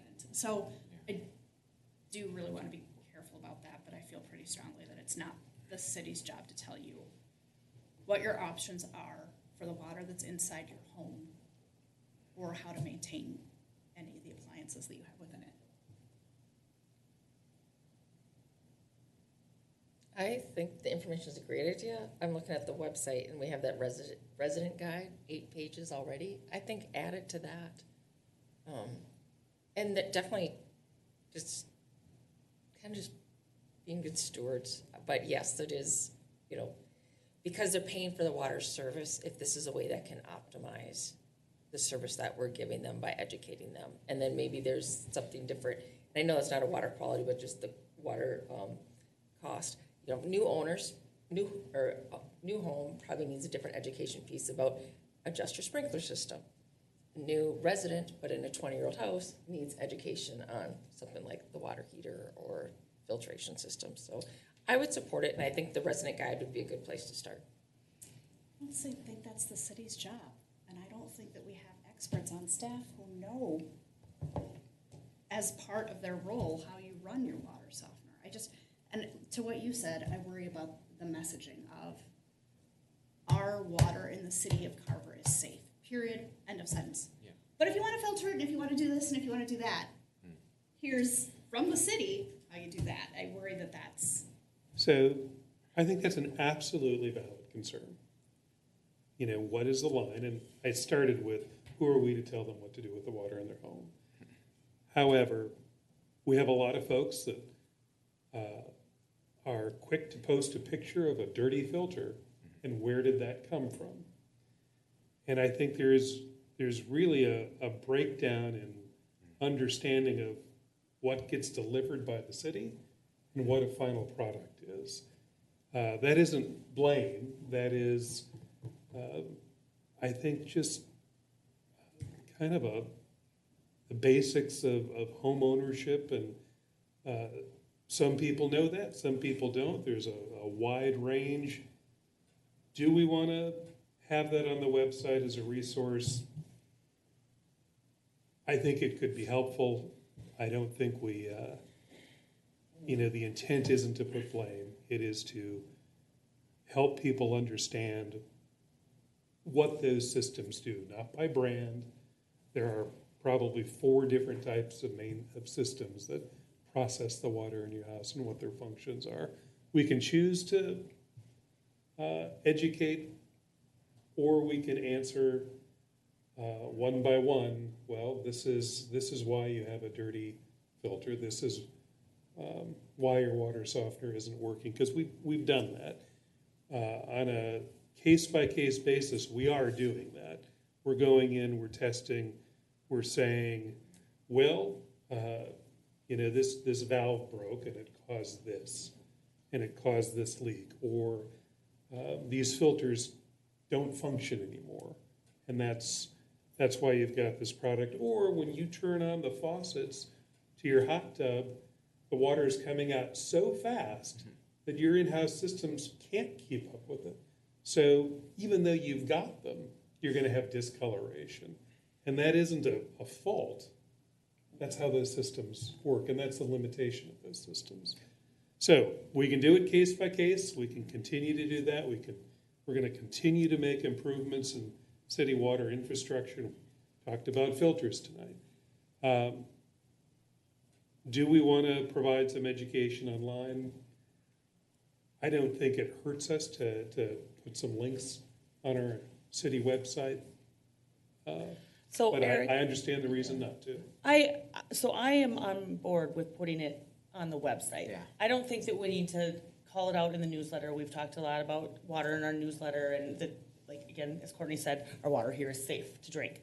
I don't think, to me, it doesn't seem like a slippery slope. It says this is sort of the hot topic of the day, so why not put a little bit more information out there for homeowners if they want to view it? I don't know what the correct spot on the website might be. Wherever that lands, I think it would be, with me, it's absolutely fine to put some more of that additional information on there with, again, the message that our water is perfectly safe. If you want to heighten your system or you're having some issues, here's the things you can check and do, whatever that wording kind of flushes out.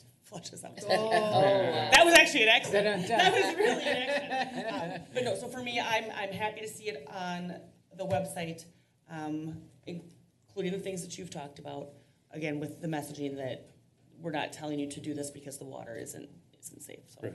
Yeah, I think support like 5 quick tips, check your filter, does it need replaced, that kind of thing. But, I mean, I don't think we need a detailed guide. Maybe those 3 or 4 examples, we've had multiple calls of the same thing, right? That seems something that we may want to highlight, but I don't think we need to go overboard. Clear as mud. Did that give you any direction? Yeah, I did. Yeah, that's what I'm asking.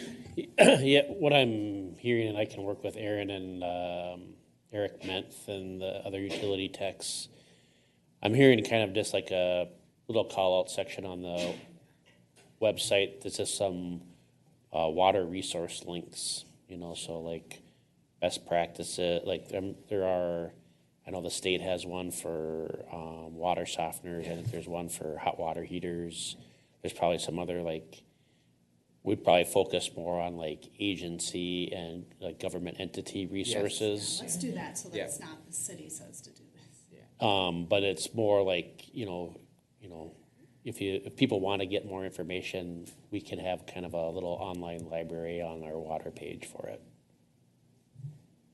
That sounds good. And then the last thing, I mentioned this, is if anyone who's watching or if anyone knows anybody who wants to get on a lawnmower and be out in our park system this year, we're looking for applicants to work throughout the summer in our public services department, maintaining our park system. What was number 4 related to? I don't remember seeing it before. Yeah, so that's probably close to a year ago now. Okay. The city council approved a kind of a bridge railing update to Jonathan Carver Parkway. There's a decorative railing Oh, okay, over over the bridge, and if you look at like points east, like in Chaska, I think Eden Prairie actually just did a new one that's nice. Like- Won't be as nice as ours. with glass and colors. Okay. But it's basically the city, it will say the city of Carver arched. I can send another photo up to the council on our logo, but it'll be on the bridge railing. Okay. And that took a long time to get done, so we had to jump through a lot of hoops. Negotiate away something big, I think. Okay, All right. council updates. Eric, ever start with me? Christy! Kidding, no, go Nope, ahead. go. You said one Make thing. it good. Let's go.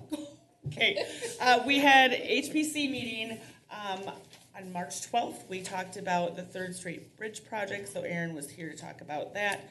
Also, the certified levy project overview. Very good response from the HPC. They were very happy to see the product, I guess, and they had a few comments here and there, and Aaron, I'm sure, will take those into consideration with the plans as we see them. Courtney also came to that meeting to observe. Brent did a nice job of the HPC commission overview. Obviously, we have some new folks on the commission, so that was nice to give an overview of that. And then we talked about the HPC letter that we send out. So during the construction season starting up and people are starting to do home projects, we have, over the last number of years, sent out a letter to residents who are in the historic district saying, don't forget your permits, don't forget you're gonna have to come to the HPC for this, and then just some other information for them. So we reviewed that and got that ready to go out to homes in the downtown. The Carver Lions Club is having its Easter egg hunt at Community Park on March 30th. Starts at 10 a.m. It's fast. Yep, so, and then, the next event is a ways out. So that's all I have. Is the next event the pork chop feed? I don't have that one on Okay. here right now. Okay. But it should be, but then the only other one on the website is not soon. Okay, who wants to go next? I'll go. Go. We have a planning commission meeting coming up this Thursday with the new members, so that'll be exciting. And then we had a county park commission meeting on the 13th. And one of the interesting things we talked about was the county's going to try and be more proactive in managing the unstructured areas, so just like the woods, trying to get specific native plants and be more intentional in the kind of trees they're planting to avoid emerald ash borer and try to reforest it with more native oak and maple. So I thought that was an interesting thing the county's trying to do. So that's all I have. All right, who wants to go next? I'll go last. I missed the March 4th meeting. I was on vacation. So in the future, I'll do a better job of communicating that when I know I'm not going to be available. And if I do think I'd have comments for what's on the agenda, I'll find a way to get those shared. So that, I don't have any update because I was on vacation. Eric. All right, so I do have an update, but I'm going to keep it brief because I don't want to take any thunder away from anybody. So I had the privilege of attending the Capitol Hill Day, March 7th, where we all go to the state capitol, and for me, it was with our mayor and city manager. We had an opportunity to talk to Jim Nash and Glenn Gruenhagen, among a couple of other folks, and I'll keep my comments short. But the mission really was to make sure that Carver is front and center in everyone's mind, and specifically, as we're talking about the levee project, we need another $3.35 million to complete it. We didn't get that money in the last bonding session. We need it in the next one. So the mission was get in front of folks and get their commitment to move it forward. And from that standpoint, we had a commitment to move it forward to Tom Emmer from Jim Nash. Glenn Gruenhagen also agreed to move it forward. So that was mission success from your mayor and city manager. And I just wanted to communicate that. And that's it. I'll let you tell the rest of the story. Thank you. I left my phone at home, so all my notes I tried to replicate, but we'll see what I remembered and what I didn't. Let's see, in no particular order, last Friday I met with Shane from Hometown Bank. He wanted to meet with us because they're getting really close to starting to think about what opening looks like. He's interested in getting some historic pictures from the city of Carver to put kind of behind the wall where their tellers sit. Cool. So it's really cool that they're trying to incorporate these touches literally into this building. He also is interested in doing kind of a grand opening event, which he thinks looks like a 5K or some fun run walk. So to be determined, more details on that. I also met with Ryan Finke from Carver Elementary last Friday. This is his last year at Carver Elementary. He is going to be leaving, and he has accepted a new job as a principal at an international school in the Dominican Republic. So not only did I want to say goodbye to him, but I was just so curious about how that happened. And he has a really great story about that. Last Friday, we also had the Business Alliance, saw a couple of new faces that hadn't been there in a while, and it continues to be a group that fills the conference table. And so strong participation, good feedback from folks. Aaron alluded to it, Learn to Pickleball was last week. We probably had about 8 folks, including Aaron and I. I did not fall. Aaron and I wanted Brent to know that we were sporty and we enjoyed ourselves, and we had fun sports balling. But It really was fun. We were at the Chaska Community Center where we spent an hour learning how to play pickleball, and then we went upstairs and probably had a 30-minute meeting, just really casually with the folks who were able to stay. And we talked about things like the Miriam Junction Trail, the levee. Who did you take with and you the over there? skate park. Who went with over? This was the Parks group. Oh, the parks. Okay, yeah. So, yeah, we also used that opportunity to get feedback from that group about the removal and of the skate park in Community Park and what should happen with that. There was one individual who, grown guy, enjoyed riding BMX bikes on there and said that he really enjoyed that, but was also like, yeah, it was time to take that down. That was in pretty bad shape. So no clear one direction from that group, but just kind of good to bounce ideas off of them. Let's see, we had a regional council of mayors last week. We heard from folks from the airport. We also heard from the legislative folks at Minnesota Cities League of Minnesota Cities, talking about one issue that I'm going to bring up a little bit later. And then League of Minnesota Cities Day in St. Paul was great. They always have programming, and then we meet with our legislators. So as Eric had mentioned, we met with Representative Nash, who no longer represents us, but has kind of been a friend of the levy project traditionally. He didn't feel very strong that there was going to be a bonding bill this year of any significance, although it's still early, and I think there's a lot that's going to happen between now and the end of May, at the end of the session. Met with Senator Gruenhagen. He was great. He literally chased us throughout the Senate office building because we kind of had our paths crossed a little bit. And then our last visit was with Representative Harder. And the last thing after we kind of talked about the levy, she said, hey, I'm hearing a lot about, and I have been asked to sign on to House File 4009, which is this missing middle housing legislation. What do you think about this? And I was like, I can't believe that you're asking, but boy, do I have a lot of thoughts on this. And so we all kind of shared why this is just an absolutely terrible bill for cities.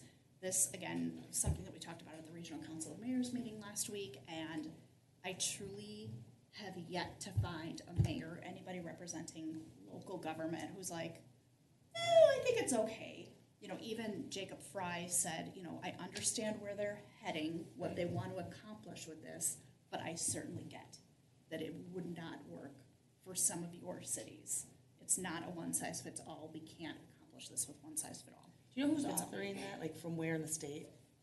I don't know off the top of my head. I think that Jim Nash is the author of something, and there are still a bunch of bills that are kind of bouncing around, and they'll eventually get consolidated into something that contains parts of each bill. Jim Nash, I think, is the author of some of them. I can't think of his first name. Kraft from St. Louis Park. Larry Kraft. Larry Kraft. Thank you. He has authored some of this. It boggles my mind because a lot of these folks started in local government, and now they want to preempt the authority of local government. So to that end, Brent sent out an email today. So a few things on that.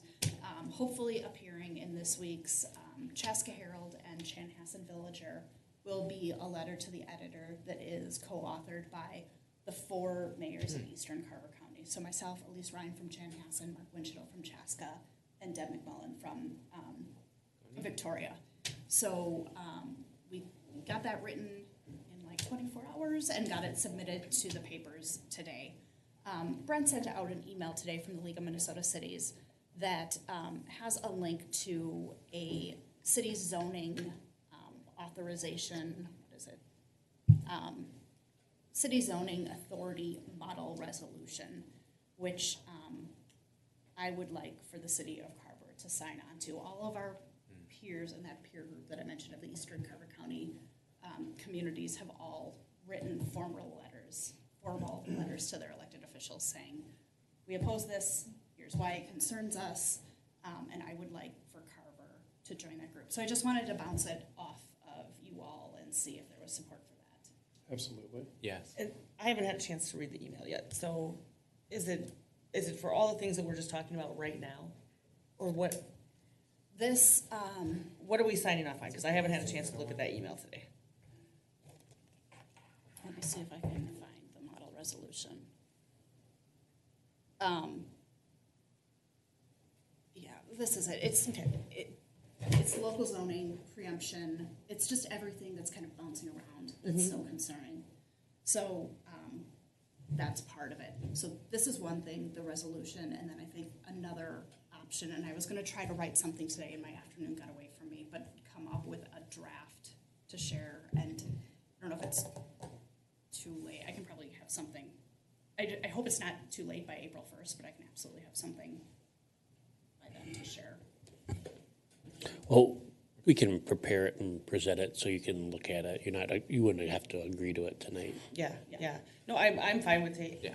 I just would like to view it so I know. Yeah. Beforehand, so. Okay, that's what my ask is generally, are we in favor of Resolution ready. really letting Senator Gruenhagen and Representative Harder know that we don't think that this would be a good idea for the community? Yes. Yes. Okay. All Are we right, reaching the end over here, I guys? think. I've asked Erin to help me on some tough ones today, so she gave me kind of the side eye for like, can you get that resolution together while I'm gone? And I said I would love to. Yeah, I think that Yeah. after reviewing it and seeing what the content is, that there's certainly, what just happened? Just started. And this is what happens at council meetings At 9:15. 9 o'clock at night. Anyways, to see, that I think it would be nice if we all sent Yeah. as a council as a whole. Just now the giggles have started. Okay. That's all I All have. right. It's a long meeting. Thank you. I'm sorry, I was paying attention to every word. I would entertain a motion to adjourn. So I'll make a So motion to adjourn. moved. Got a motion. Second. I'll second. That's good. That's from Eric and a second by Lori. All those in favor say aye. Aye. Opposed, same sign. Motion passes. Good evening.